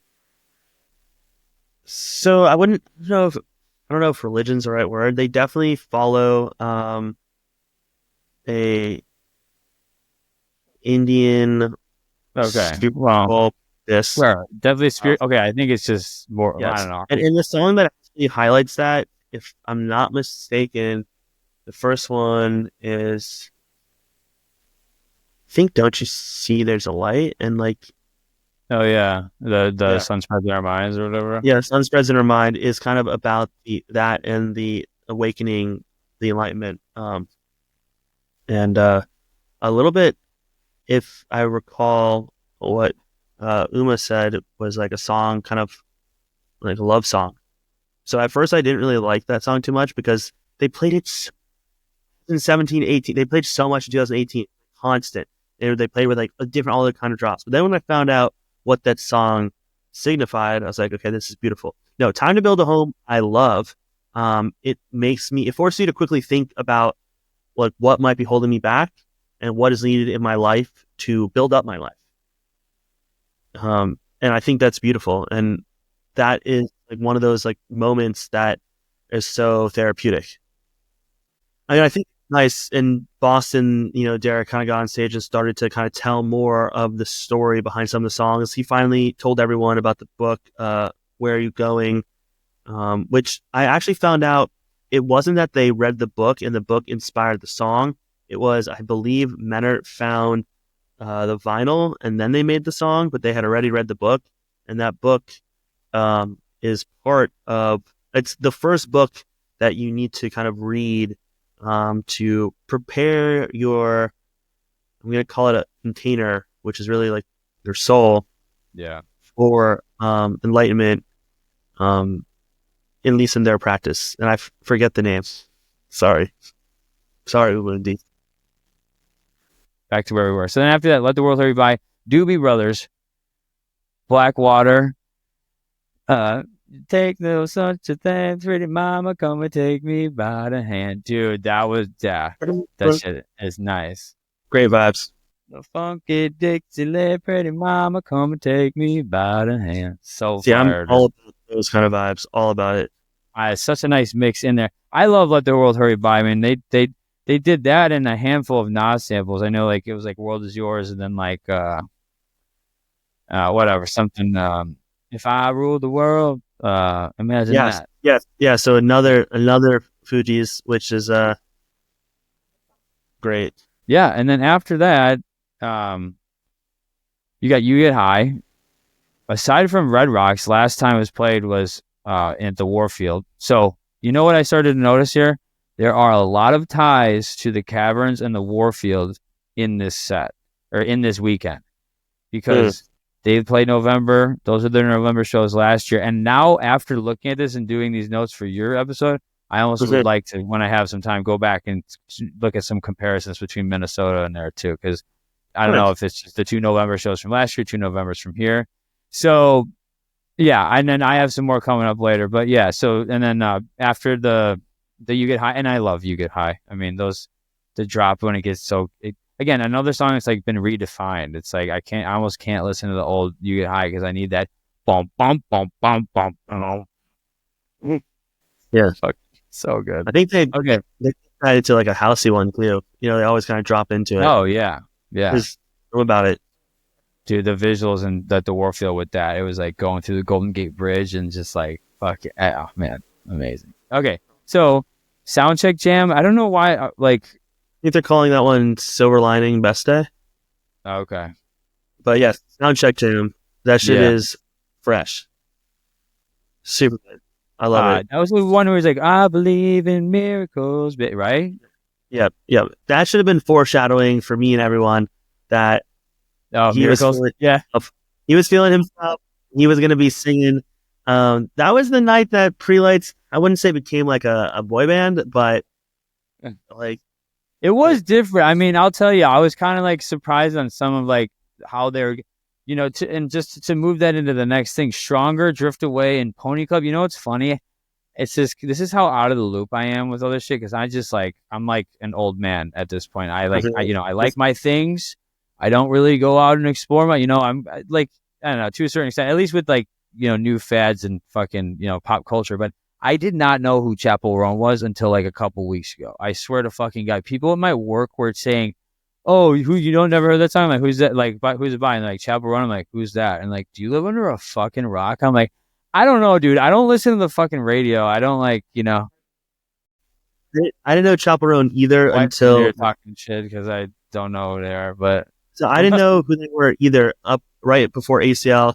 My homie Ezra told me about them.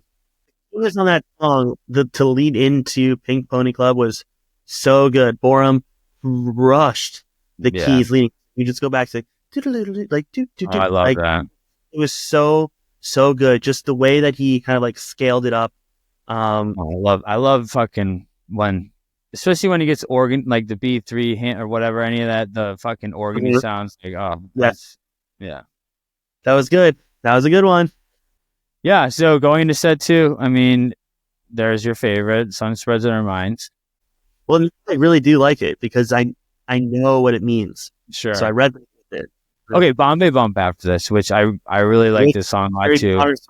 Yes. Okay. Yes. Okay. So Harry Potter, and I was almost thinking, are they doing Harry Potter because they're in Florida and like the Harry Potter world's in there? Like, maybe. I don't know. I kind of gotta find out why. Yeah. Harry Potter. I mean, it was great, and it fit perfect because I actually like, dude. There's so many times where I talk about like songs remind me of like sceneries or like a movie type or like certain like things. I always thought Bombay Bump reminded me of like a Nightmare Before Christmas, like Tim Burton-y, like Village, that creepy, like kind of fucking spooky shit. So the Harry Potter fit perfect into that. And then Smoky Mountain Boogie got teased in there. And again, parentheses, I put Caverns because a lot of these tiebacks to last November. Yes. And it was just like it was like boom, boom, boom, Smoky. Yep. Yeah. A lot of teasers. Yeah. All right. Then Keep 'Em Bouncing. Obviously a hype track. I mean, this first half of set 2, I think might be my favorite like sequence of the weekend. So then Keep 'Em Bouncing and then Wayfaring Stranger, last played Caverns, November 4th, 2023. I'm always about Wayfaring Stranger. Yeah. Amazing. Never. And then Whistle. This might be my favorite song of the run. It might be one of my favorite Pretty Light songs right now. I mean, and again, this track, so kind of another tie back. It's only been played on I guess they swirled it in MGM, but at Tahoe it got played and then at the Caverns last. So those are the only times it's been played.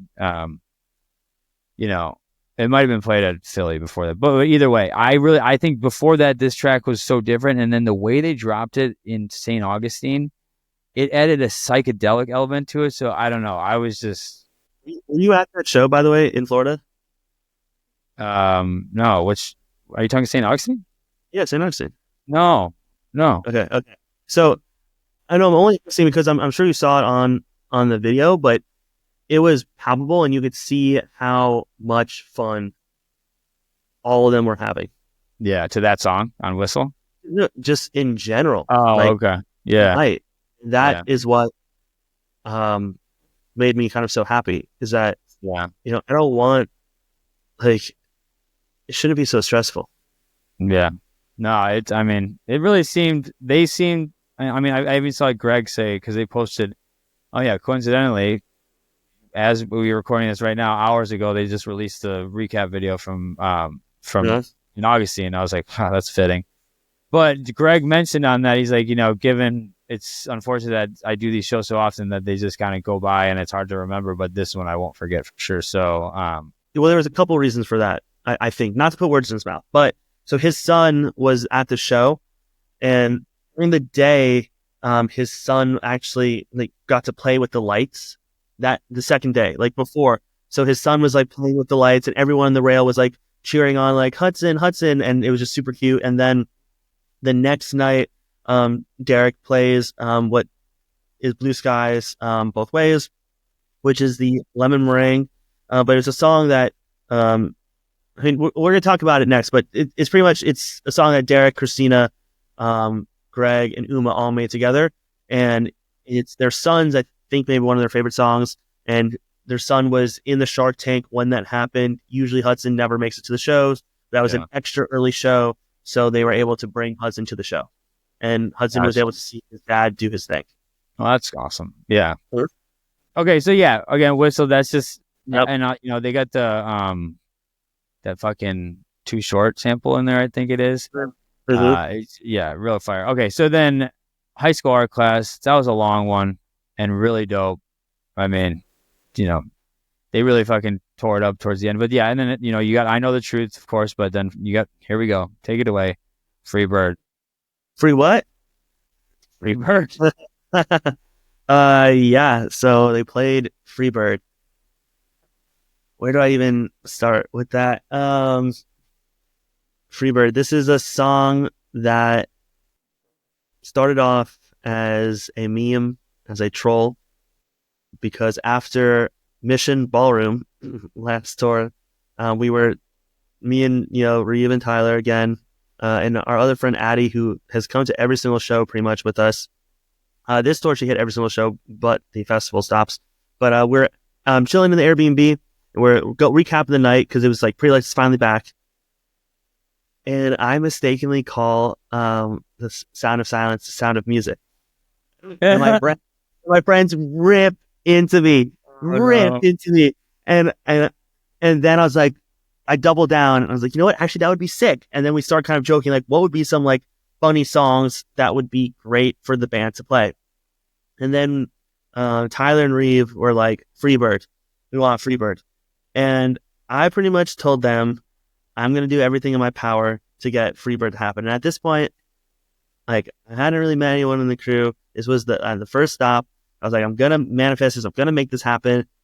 And pretty much from that point on, I just start incessantly posting on Facebook. Eventually, once I start to meet some of the crew and end up getting the privilege of hanging out with them at various places, I brought it up. Every time I saw Phil, I pretty much brought it up. So a couple things to Freebird. One, originally, they almost played it at Red Rocks, and they were going to swirl Freebird into Yellowbird. That would have been sick. Damn. That would have been. I think Derek decided against it. He is like, nah, didn't sound like it. Just didn't meet the mark. In Minnesota, I was pretty much blowing them up. I was like, yo, this is my 100th show. My only request is for Freebird in Florida. I'd been asking for the whole tour. When tour dropped, I think Phil even mentioned Leonard Skinner's from Jacksonville. So after Minnesota is when I was told, this is obviously I was told all this after the fact. They start working on it after Minnesota. I told Phil that he should get on the track. I wanted all the classic rock tropes. Derek almost stage dove, but he got called off. I don't know if you can see it in the stream, but he takes out his wallet, takes out his cell phone, he puts it down. One of the band members said yes. Another one said no. I'm not going to out which one is which. But I think maybe in the future we will get a stage dive, but we got to orchestrate a little better. We got to bring, we got to big boys up front. Big boys up front. We got to bring the stage in a little closer. But I think Derek deserves to have that rock star moment. I think it'd be cool if every single band member got to have that rock star moment. Why not? Have you ever crowd surfed? Yeah, actually I did. At Camp Bisco, and it was pure. I didn't know you did that. I jumped. I got on this inflatable, and I got dropped 10 feet smacked my head. Pretty sure I had a concussion. Was definitely not in the right state of mind. Yeah. Not a good time. But that's why we got to be safe about it. But Dude, yeah, getting back to Freebird. So I'd been asking about this nonstop. I pretty much turned myself into a meme with the amount of times I was asking for it. Yeah. I mean, yeah, I was incessant. Straight up to them, like just asking them to face to face. I mean, just like constantly posting on Facebook. You know, when I met up, I forgot what time it was. One of the times I was hanging out with the crew, I was just telling them like, hey, I really want Freebird. I pitched them a couple ideas. I told them also, you know, I want like, you know, Derek to fake trip over guitar wire, just like, you know, and he seemed like he was into it too, like all the different tropes. Never in my life did I expect that Phil would actually come out, rip Freebird, and then Derek would sing it. Pretty much what other people are saying is that he serenaded me. Not my words, but he did come on stage and look me right in the eyes and then start singing it to me. It was crazy. I was like manic happy. It was also a great moment for Phil. Phil's a great guitarist. He's classically trained. He went to University of Oneonta for guitar. Wow. I mean, that. No, he's really good. So I think it was cool that he got to have this moment. And I hope in the future we maybe have like another moment where they utilize Phil. I think Menor also, the next night, Menor was, I forgot what track, but he was like ripping on one of the songs. And I was like, yo, Menor can do this shit too. But yeah, that was literally the craziest moment probably of my life. And I was so happy. I was like riding so high on just joy that I did not sleep the whole night. And then also when he came down, and he like shook my hand, and then he shook my homie Kyle's hand, and then he goes and plays Hot Like Sauce, and also uses the sample that my homie Kyle shipped to him on vinyl.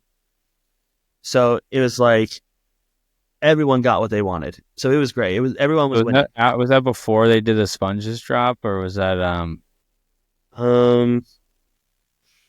you know, they've been ever since ACL they've been hit. Then that thing is nice. I mean, that shit is. If I were to ever like play a song for like a big party or something, that would be the song. That shit is fucking fire. I mean, I think, and especially that Death Cab for Cutie in there, like, yeah.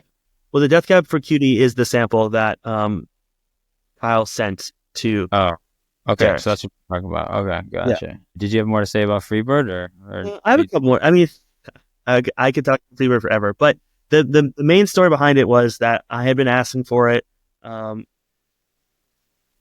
pretty much as a like thank you to my homies that are like my ride or dies that held it down for me in times of need. And you know, you have like a lot of moments in your life, or at least for me, where I realize, and I say it often, like I'm nothing without my crew. Like I am blessed to have a good crew, and I think something really big is your network is your net worth. I say that all the time as well. You know, just like earlier, I was saying like, oh, like I got this bus, or like, you know, a story I did and was in Chicago. I was asked to like get a venue, and I ended up like manifesting a free venue that I was given on the final night and got to like throw down. No, I just was given like a venue, and I looked up how much it normally costs to rent. It's sorry, I misunderstood that. You said what happened? You got in Chicago last year. I got gifted a venue the final night to throw a party. Oh wow. Yeah. And I think I did. But that's because your network is your net worth. Wow. And why you got to like hold it down for the homies. Oh, and you're throwing a party for New Year's is what you're saying. No. I'm kidding. I'm not anything. But one really good example of like holding it down for the homies super hard which kind of like I want to say inspired me, but definitely helped, is I think about, I'll never forget reading about this on Facebook. People were waiting in line for, I think it was either Brooklyn Bowl or Output. And Jasmine Sanchez, another OG, shout out. And she also recently hit her 100th show in Boston. It went, even though she wasn't feeling well, everyone got sick. But I remember her specifically, like, I think maybe she was at work or during work ordering pizza for people in line. Like, that's just like fam as fuck. And like, there's a bunch of little moments. There's probably so many I don't know about. Yeah. But I live for that stuff. Hell yeah. So, That's dope. Well, yeah, man, I'm happy for you. That's cool. I mean, but for the record, Freebird was not actually my song I want.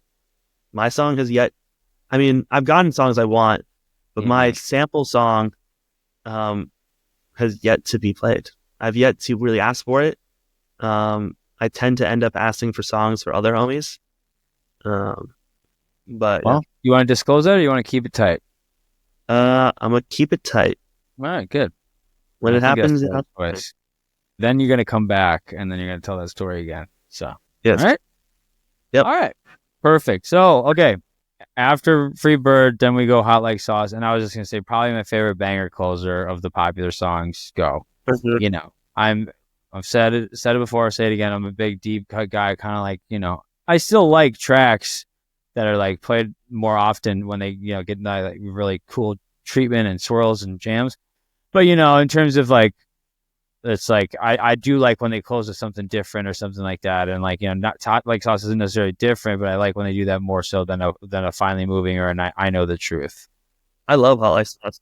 That's like my anthem. And I think just the way the treatment and service that they've given it since the return, I think there's like, again, another nice launch pad to do. You know, I Know the Truth is like the epic, like big light show, boom, done. And then Finally Moving is this is sweet. Let's all sing together.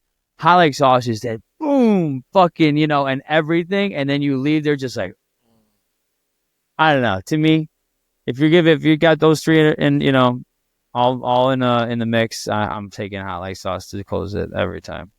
Yeah, when you listen to Hot Like Sauce, at least for me, I feel like it makes you feel like you're just a straight up G. Like you think about the words, around the streets, they say I'm certified. Overseas, all my customers are satisfied. Yeah. No. So I kind of call it may be lame, make fun of me, but I kind of call those vibes of PL where you feel like a G. I call it that I'm him shit. It makes you feel like you're him. You know? You know that saying how kids these days, a new, you know, Gen Z, but they're like, I'm him. Oh, I thought by him you meant Derek. No, it's a mentality. Like I'm him. Like I'm that G. I feel in the gym I can fucking it's a motivational confident song. It's like you're driving around like, yeah, motherfucker, I am that dude. Yes, that makes me feel like I am that dude. Yeah, I'll call it that dude, you know. DD. Yeah, like that dude. Yeah. Okay. You know, and yeah, like that's that shit that I like. More important than Michael Jordan, like any of those, like, yeah, I you know what? I'm rocking this and I feel good. And there are people out there that really are that dude out there. You know, sometimes I gotta pretend like I'm that dude, you know, but I'm more so that guy. You know, the guy not a dude. I want to be that dude, you know. But if I'm, you know, and then being the man, you're the man, you know. Yeah. And then you want to go to the boss. Who's the boss? And then who's the god? Good way to be the boss. All right. Well, that's night 2. So, yeah, night 2. Pretty much everyone comes over to the Airbnb. Like just different groups of people throughout the night just come in. We're celebrating. We should have gone to sleep, but we literally couldn't. I had those nights. So I'll be real. Yeah. I took like a slight nap for like maybe an hour, but I'm like a prince where I need at least 7 hours. Some people can function on 4, some on 5, some on 6. I'm getting less than 7. That's my regular day life is getting those hours of sleep, bro. Yeah, I worked at 4 a.m. today. Some days I do 3. That's why, dude, I don't know if you noticed, I maybe have texted you back really early for you. and even though we're 3 hours difference, but whatever. Yeah, that's true. You texted me super early. Yeah. Yeah. Yeah. No, I need my sleep. Doing East Coast time zone podcast works fine with me. Yeah. No, I need the sleep. So Okay, yeah, well, you didn't get to sleep, so what? How'd you deal with that? I didn't, honestly. I was super low energy. So anyone that ran into me night 3, I apologize. I was so dead. I think I eventually, though, I came a little bit back to life. I had this really great grilled cheese for Outback Classic, right? That kind of brought me back a little bit. And the music was so good. I was kind of bummed that I wasn't more energized because night 3 was almost like equally, if not better than night 2. I'm torn between which one's better. I couldn't even pick one. Oh, look, there's me right there. I was feeling myself. Oh, That was shit! Look at that. That's amazing. Oh wow. Yeah. That's great, dude. Yeah, fuck yeah. Yeah, that's so cool. So cool. See, you're a rail rider. Shit. That was the second tour. Oh, I'm never up there, And it's twice. Honestly, you usually will not find me. There'll be like moments, like I'll go up, like, okay, rail. If I go up there and I know some of the people up there, they'll let me on for like a song or two, but I am by no means a rail rider. I've only ridden the rail legitimately once, and it was Sea of Dreams. Did you go to the New Year's show, Sea of Dreams in San Francisco, 2014 to 15? So I got VIP, and it was like the right side was VIP, and then like the rest. So like I wasn't like felt disconnected, and we like, I don't know, kind of whatever. So it was okay. But when I went up close for Tao, I was on the rail. That was the first time I was like, dude, the energy down here is crazy. But if I have friends with me, then no one wants to get that close. That's why Vegas I was back. But I'll never forget Euphoria Festival. The second time you played was so easy just to walk up. It was 2015. 2015. Yeah, I was there. The later one. Yeah, so it was the one where I think like one of the bands canceled, so we got like 2 Disco Biscuit sets or something like that. It was solo Derek set though, right? It was solo Derek. That I believe so, maybe. But all I remember was I was on rail. It was super easy for me to get back and forth. And then also my friend, shout out Michael Yancey, gave Derek a potato. He had been like raging a potato, and he hands the potato to Derek, and Derek goes, "My starchy crystal," and then takes the potato and fucking throws it on a crystal. On a stage thing, or his girl? Yeah, no. This was before the stage thing. Like he had like a big crystal, like a massive one on his stage, and he took my friend's potato, yammed it on there. Yep, starchy crystal. Starchy crystal. Wow. So night 3. So Blue Skies, great, super uplifting vibes. Kind of like, in my opinion, Dee and the boys are riding high. They just had sent out a message the night before, which is that they're free to do whatever they want. It's blue skies. It's a happy time. I really like though with like tracks like that and How Can You Lose? It's like these and a trip through time. It's like, I don't know, you can like you see on that's what's so beautiful about tour. It's like it's an active like album. You know what I mean? Because like you get Trip Through Time was on the promo video for Basslight I always say Basslights. I can't. My mind just says that Hampton. So for Hampton, they got that song out there, and then they premiered it at Hampton. Trip Through Time. Then you got Blue Skies in at Bonnaroo, and then there's so on. Then you got some of these. Every stop's had these unique moments. It's just cool to see like these things kind of be created and born, and I don't know. It's really cool, like an evolution of a song, and I can only imagine how it is for you, like being up close to all this stuff. So it's just, I can't get enough of this stuff, man. I love every aspect of, being a fan of this, the music, the culture. Traveling around, just it's like a great time. Relights, fan. It's crazy how everything works out. Like I had, I feel like everybody. Obviously, they needed that break, but we all did too. My life changed, and I got, so much just like I'm married and all this stuff going on now. I live in a totally different place, but it's all all that comes back, and I'm just like right back in, and then the love is there and even stronger. So, I agree. It yeah, is palpable. it's, It is palpable. I'm just grateful that I, am at this moment in time in this place in the earth that I was able to, get into this shit. So yeah, man, thank you. Yeah. Everybody out there is a part of it and doing it. Appreciate y'all, and appreciate everyone who else is a part of the community. I mean, it's cool to be a part of. So Yeah, I mean, I think the fan base, like as a whole, as a collective, every single last one is what makes this great. I mean, yeah, you get to walk around, show, and just the vibes are high. People are and that's nice. why I want to do this, dude. I want to just kind of make memories of this, and kind of make a project out of talking to everybody and all the fans involved. I mean, that's really my target. Is just. And it's amazing. I mean, I'm now meeting you for the first time, and I'm going to meet someone else for the first time next time, and then my last one with Russ. I mean, and also Chris, pretty nice. I mean, the last 4 people I've had on, I've met for the first time doing this. So, Oh yeah, and I mean, it's great. That is so for sure. Oh, for sure. I mean, And I'll have the contact for the investors. yeah, whatever I can do to help, sir. If you need. Okay. So then only yesterday reminds me of those Tellurides, Yeah, Were love you, that song. Were you at Telluride, both of them? I was at Okay. the second one. I had to last minute drop out of the first one. I regret it so much. So First one. I was just starting grad school, and they sent out that there was 2 classes. It was like this like intro class, and there was only 2 of the actual classes, and you had to be at both of them, otherwise you wouldn't get the credit. And like it would like mess up my whole Yeah. flow. Yeah. Later, I found out that it really wasn't that necessary, and they would have had no idea that I was there. I was so bummed that I missed it.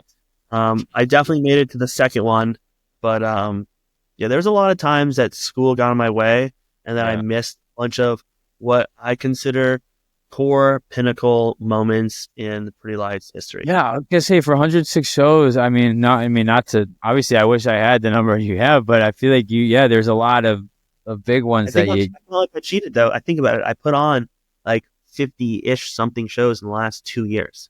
Oh, well, I mean, to double your numbers, I don't care. Who gives a fuck? I would love to do that. I mean, shit. Yeah.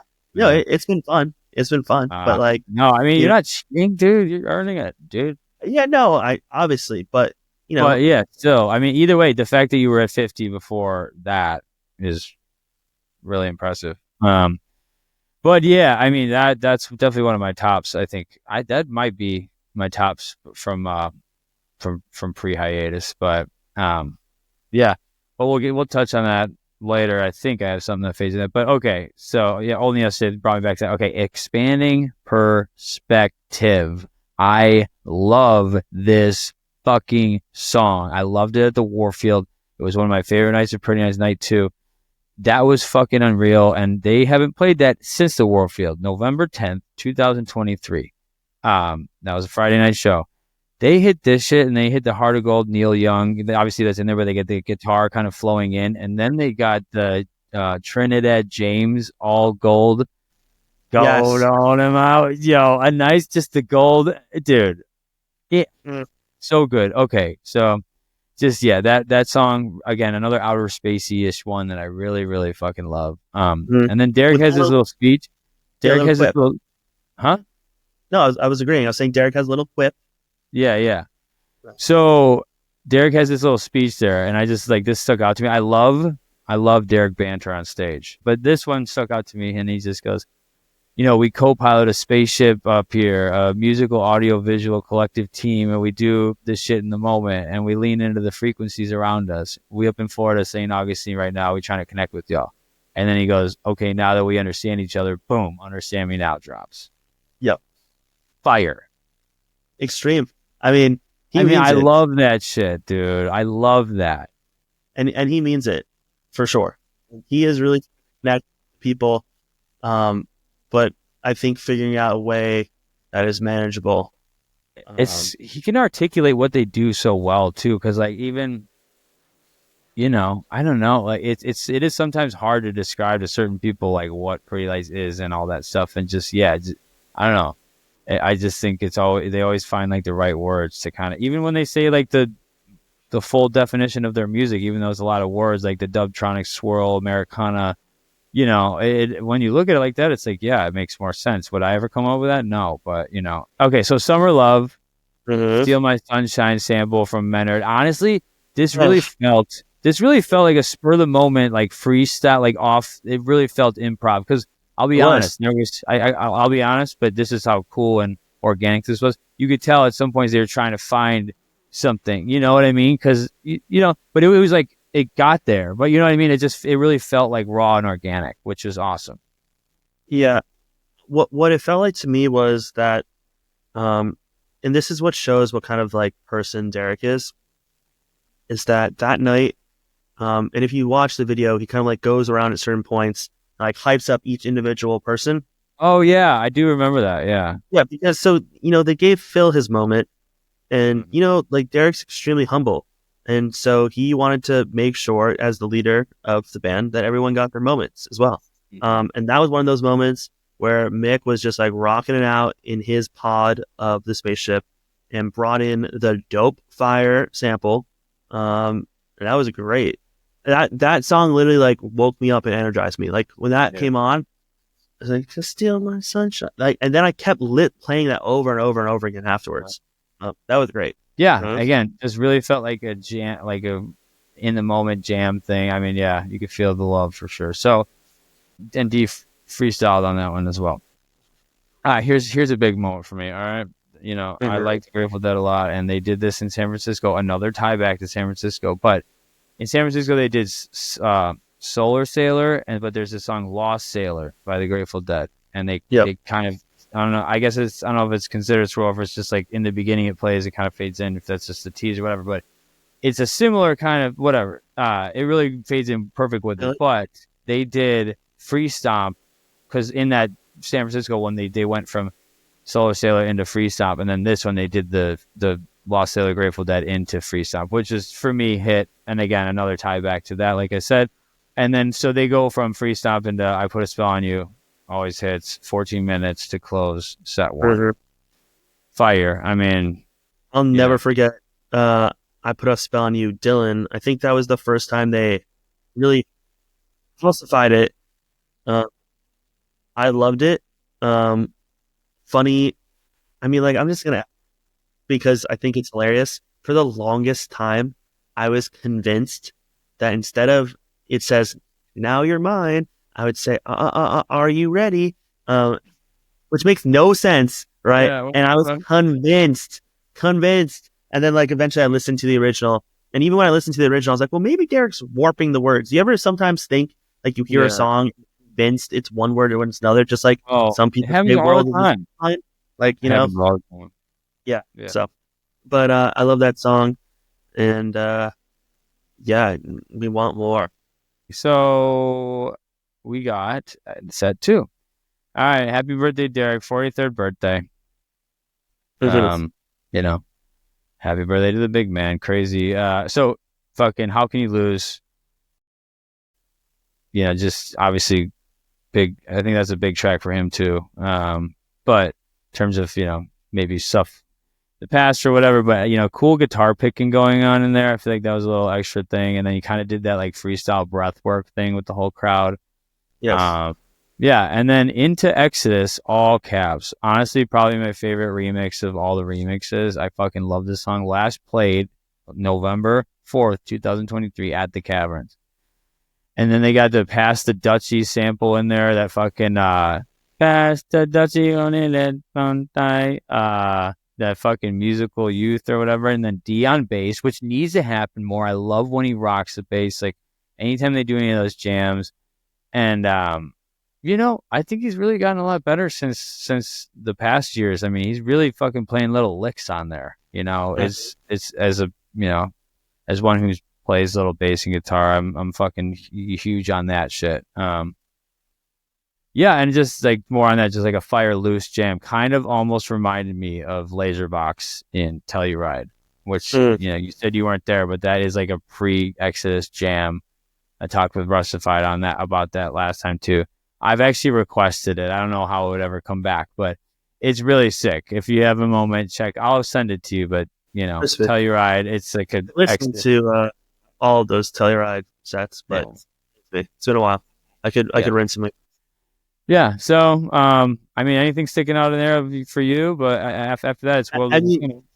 To be honest, like as I told you, the third night, because I didn't night beforehand, I was very dead. I was kind of just like going with the flow, literally fighting to not fall asleep. I mean, you don't drink coffee, but not really. Every once in a while, I drink a yerba mate. So when I do drink yerba mate or coffee, it works really well because I normally never drink coffee.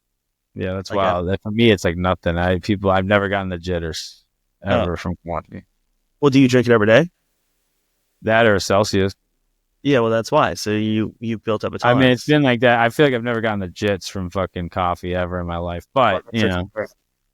But whatever. I use that tool sparingly in the tool chest, so that it works very well. Okay, but yeah, World is a Cinema. I mean, just the Air in the Air Tonight sample, just perfect with that song. I mean, and yeah, just these are just we're gonna get into the deep end of here. Forever Lost, but to me, Savage's exclamation points up the fucking waz on this one, dude. You got fucking just so dirty. I've never heard it like this. It almost didn't even sound like the song. You got all this Kendrick shit going on in there. And then I mean, this is my vibe. This is like Oh, this is like everything I love about Pretty Lights. And I don't even know if it fully dropped. Just Outer Spacey. They got Your Money, Old Dirty Bastard sample in there. Rock Your Body, mic check 1 2. Yeah, that was sick. So sick. Yeah. I mean, that might be the moment of the night for me for night 3. I mean, that just right there. Amazing. Okay, then More Important, Michael Jordan. The sick house techno job in there. A Whole New World. Funny story about that. That song was I believe, walkout wedding song for John Yusuf and his wife, Charlie. He didn't request it, but when that happened, More Important than Michael Jordan or fucking A Whole New World. Whole New World. That was his walkout song. Oh wow, okay. Yeah, that was his walkout song, and I think that was also his 100th show that night. So that was a special moment. He was at the show. He was at the show. Oh wow, okay, cool. That was a special moment for him. Nice. I turned to my right and I saw it. He was like a couple people over. I didn't know that it was his wedding song until afterwards, but I just thought it was hilarious and went up to him and I was like, "They can do no wrong." Oh yeah, More Important than Michael Jordan with that. And then and the end was like real out there. Oh, and they did a Come Together tease of the Beatles. And okay, so How We Do. The Chain from fucking Fleetwood Mac sample in there, really dope. How We Do. Before the initial drop, and then comes back halfway through. And then just Listen to the Wind Blow. Yeah, just I love that part. Break the chain. Yeah, so good. I mean, Fleetwood Mac is great. Yeah, just fire stuck. And then I always just say when that song's coming on, it's like, this is how we do. But you always say it's like it's someone like, this is my friend, how we do. I don't know. I like it. Yeah, that's another one of those that dude songs. Yeah. Know? Oh, for sure. For sure. All right. So then, Florida Ripple, which let me just say, there was a Jimmy Buffett thing in there, but Ripple Grateful Dead always sticks out to me. So just, I have to say, the lyrics are sampling in here, just beautiful. The Grateful Dead lyrics are so fucking beautiful, but Florida. Also, Taylor Swift, Florida. I was just going to say, yeah. So to me, my wife loves Taylor Swift. I'm not crazy. I don't know how you feel, but in this moment, it worked. I liked it. I don't have enough of a say to like be pro or against it. Although actually, I saw Taylor Swift play with James Taylor. Dude, I Sing Fire and I Sing Rain. That was sick. Saw it with my parents. I just don't. in my opinion, I don't know. I guess she's huge, but I She's just think huge. Billie Eilish and Miley Cyrus are a million times better. In terms, they're just better singers, but I mean, by a million times better. I think Taylor Swift just kind of stays in the same pocket of vocals. And You're it's gonna just piss off the Swifties. This is not what you want to do, homie. either Swifties. What? I don't know, but like the Swifties, I mean, hey, I'll argue. I can argue. Here's my thing. they're more powerful than the Nitrous Mafia. The I don't Swifties care. are more powerful than the Nitrous Mafia. They'll be out in the lot. Look, I don't know. I'll die on this hill, but here's the thing. Yeah, is she a commercial success? Yes, I'll give it to you. Yes, amazing. But in terms of vocal range and stuff like that, I think these girls blow her out of the water. I mean, Billie Eilish and Miley Cyrus, there's no question. They're very good. I also just I like Miley Cyrus. She plays with like old people in bands. Like she's got good respect for the music. Yeah. All right. So Arc of Time. after that Arc of Time, and that was the Bow Wow Talk Box, dude. So fire. I Yep. mean, he was in his element in this. I mean, he really was feeling it. I think also he slipped in like one of the mantra chants that he does, which is part of his practice, if I recall, maybe. Right? Am I right? Kind of like one of those ooh waka wah, like something like that. You ever heard? Something I don't like know. There's some fucking house song that kind of does some noises like that, but I felt like he was doing some kind of like a chant. Yeah, you're right, a chanty thing. And that. I'm gonna look that up real quick. So it's Om Gan Pateya Namu Name Ganesh. Gotcha. Yeah. Yes. Well, thanks for that tidbit. Yeah, no, that's dope. And it sounded really cool. Like it was very, I don't know, almost like jungle tribey. Yeah, it was good. Yeah. Okay. And then Sure. that was the closing song, right? That was closing song, and I was so stoked to be able to go home and try to take a nap. Wow. All right. Well, I had some questions, but I think you already answered them for yourself. I was going to say best moment of the run. Obviously, it's Freebird for you. Obviously, Freebird. Yeah, probably best moment of your life. Literally, yes. Although literally, though, then right afterwards, just when I thought I had reached the pinnacle of my PL career, then it got even better at Boston. I'll look at what's going on the screen right now. Yeah, Phil. Those of you who aren't watching on YouTube. Yes, it's just sing it. Is that you? Yeah. Is that you, Terry? Oh my God, Terry! Right? Yeah. Wow, perfect time. Look at that. Hey, welcome to a trip through time, where we literally take a trip through time back to You synced this up guy. on purpose, didn't you? You synced that up on. Okay, no. Here's the thing. I did not sync it up because I always start the show. If we're doing these episode shows, if you were at the show, I'll pick one of my favorite nights to put on. But I'll only put on one night of it. It's just was in the background. But obviously, I'm like, well, I'll do night 2, Freebird. Yeah. But I did at the beginning, and then we just that's crazy. Yeah. Yo, hey man, there's something about you. All right. So okay, yeah. I mean, overall experience. I think I don't even need to ask you that either. I think you said on your Instagram today that was like your best fucking, your best XPL experience. So that right there. Well, you know what? It couldn't be more fitting that someone had to bail, and that you ended up coming on. I mean, this was all meant to be, dude. It was. That's kind of how life happens. They say when you experience loss, it's really just like the universe. Love lost is love gained. No, they're saying that when you experience like any kind of loss, it's just the universe opening up space for another gift. Let's just touch lightly on Boston. I just want to hear the Smooth Operator story. I'm going to have another guest on. We're going to talk about it, the show in a whole on the next one. But I know you had something to do with that whole thing, which was there's some really cool stuff going on there in Boston. So Smooth Operator. All right, I'll give you the quick and dirty on Smooth Operator.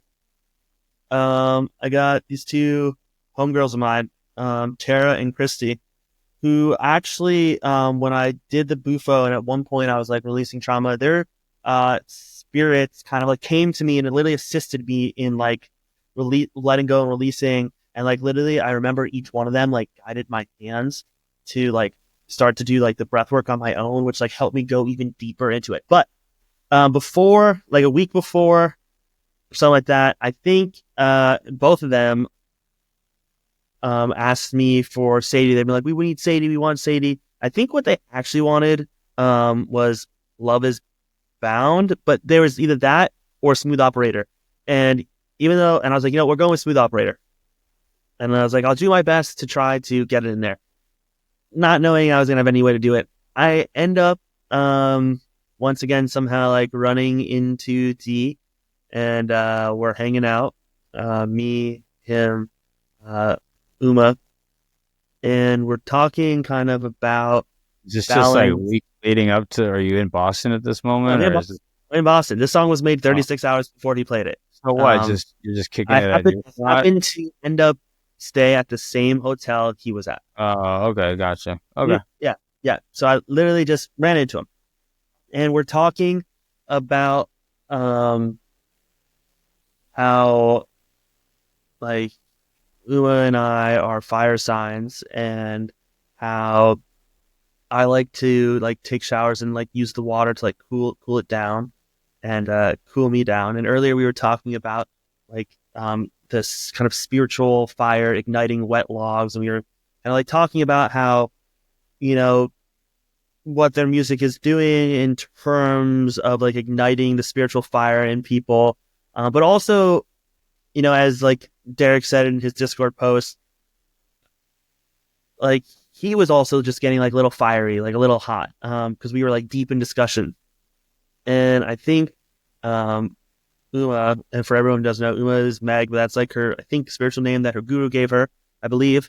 Don't be upset if I mess it up, but she starts to sing, like Cool It Down kind of to Derek. She has a great voice, by the way. I tried telling her that she should have got on the Donna Summers track. That's just my opinion. But so she kind of starts to sing Cool It Down, and we're talking about like Cool It Down. And then I was like, And I was like, D, you gotta just be a smooth operator. And like, it's like Cool It Down and be smooth operator. And then Derek, pulls up the track, and in my head, I was like kind of like trying to like inception the idea without even like saying it. And he was like, yep, let's do this. And I was like, yeah, let's do this. Pulls in the track. He has his laptop out, and he puts it in to cool it down. And I was like, this is perfect. Slows down the tempo a little bit. He's like, what do you guys think? I was like, boom, got to do this. And say you got to cool it down, be a smooth operator. When you get a little hot, you got to cool it down. It's so nice, dude. And I, like I said, at one of my jobs, I'm playing all the music and shit, but that was one where a lot of, there's plenty of Pretty Lights music is so, there's so many different layers or different vibes and elements. There's so many times where I've gotten someone that liked the Sound of Silence and like was like, this shit's hard as fuck, and then someone else that like Dionysus was like, this is really chill, I really like it. And then that fucking Smooth Operator, I had a lot of people like, yo, what is this? And these are people of all ages, people in their 20s, 30s, 40s, 50s, telling me that this shit's dope. So that was a special moment for me, just because you got a back-to-back. You got Freebird and then that for you. I mean, that's well, again, Smooth Operator was not really like even I know, dude. Honestly, to me, you're like involved in something. Like I think that was really cool. It was cool. I mean, to have my fingerprint on it is cool. Yeah, and it's just like sometimes people are bouncing ideas off each other. Sometimes that's how things are. Like, how many times in like studios that people have been recording that something was an accident, or a one take thing. Yeah. But he was quick with it, honestly. Like, he like so quickly made the track. Like, it was like the perfect fit. I was like, how did he whip that up so quick?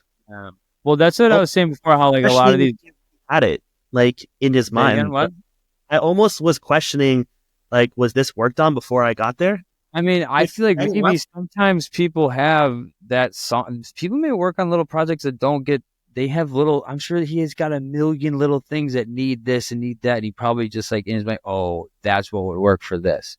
I mean, all these artists and shit. They're sitting on so much stuff, but just some stuff doesn't reach the light of day just because it may not prosper to get there. It's Well, also because of the way he samples, I think that it's hard to release these songs in a traditional manner because So that's why they do it on the tours and stuff like this all the time.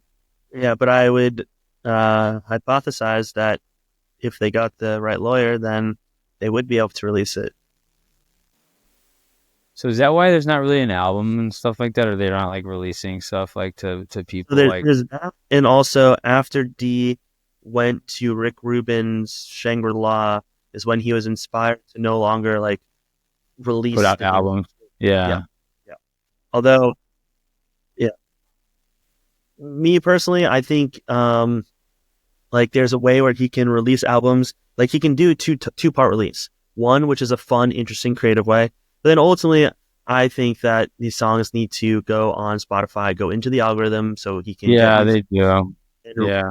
re-inject the lifeblood into PL, so that one day they can play the Sphere. And okay, so I was saying, I actually sent Craig a message on Instagram one day because I've been to the Sphere. Been twice actually. I saw Fish and I saw Dead and Co. And I sent a message like, I'm like, it's not a matter of will, it's like it's a matter of when.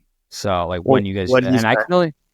He never responded. I mean, I don't know. I think he gets a lot. He probably was in his message. I don't think he ever saw it. But in general, I was just like after seeing 2 shows there, and I was just like, because dude, imagine. Pretty Lights doesn't really work with like a big LED screen like that, but I can only imagine that they would, everyone hits the Sphere and does, okay, let the thing do the work for you. Pretty Lights would come there and throw lasers and extra shit. Dude, can you imagine like how the promotion that they do outside of it, like the artwork that would go around and like the set break stuff, like, that would be going, are you back here again? The set break stuff, they like those, like, the images and stuff that could be going on the screen. They could use so much shit. They would fucking slay that place apart. I agree. I don't know. I think if Hampton can sell out, I think if there's just promoted and planned the right way, I think that Pretty Lights could sell it out. It would literally have to take every fan member and then some, of course, but it's really crazy. And you want to be high. If anyone out there is listening, you don't want to, honestly, 400. I think there's private sections maybe in the 200-300s or whatever, but 400 dead center was perfect. We were 100s and with a little bit of an obstructive view for Fish. And if you're on the floor, I've just heard you're like this. You're like, yeah, dead center, perfect like that. It was amazing. And they even had fucking, I don't know, anyone out there seen Dead and Company, obviously Grateful Dead, this dude, but they do drums in space. And it's kind of so they had the seats were vibrating. Menard helped with drums in space, helped build it out. Really? But yeah, so if you look it up, you'll see that Menard helped design some of the, I believe, like MIDI controller stuff. I'm probably butchering it, but I know he had his finger in it deeply. No, that's dope. I mean, yeah, it was, and I'll tell you right now, in the past, that's usually drums in space. It's cool and all, but that's kind of like take a piss, grab a drink type of time. But I stood up, and then I'm like, I sat right back down because the visuals and the seats vibrating and it sound like it was crazy. I gotta make. Yeah, you do. I would just like to say I have a couple, PL songs. Some have gotten played, like Digital as Fuck was one of my ones I was chasing. And I'm always wanting Wayfaring Stranger, but now Give Your Love Away is one of my top chasers for sure. I heard Give Your Love Away was one of the number one requests for New Year's, or just on this run. Oh wow, no, for New Year's. So I'm feeling it will be played. Right on. No, thank you for sharing all that, dude. No, that was honestly, it was like telling all those stories. I mean, this is what it's all about. So, I genuinely appreciate it, and I hope to do it again soon. So, I appreciate it. Yeah. No, for real, dude. That was fun. So, yeah, guys, that'll conclude this episode of Trip Through Time. I just really want to thank Ethan Glustoff. Don't say it wrong. That's how you say it. All right. Thank you for coming here, man. It's been fucking awesome, and I'm really excited to progress this thing and just keep getting to know everybody and connect with people. So it was definitely an honor having you on, man. Kick off. All right, guys, thank you. Catch you on the next one. All right, later. We're on a ship that flies and flies and flies.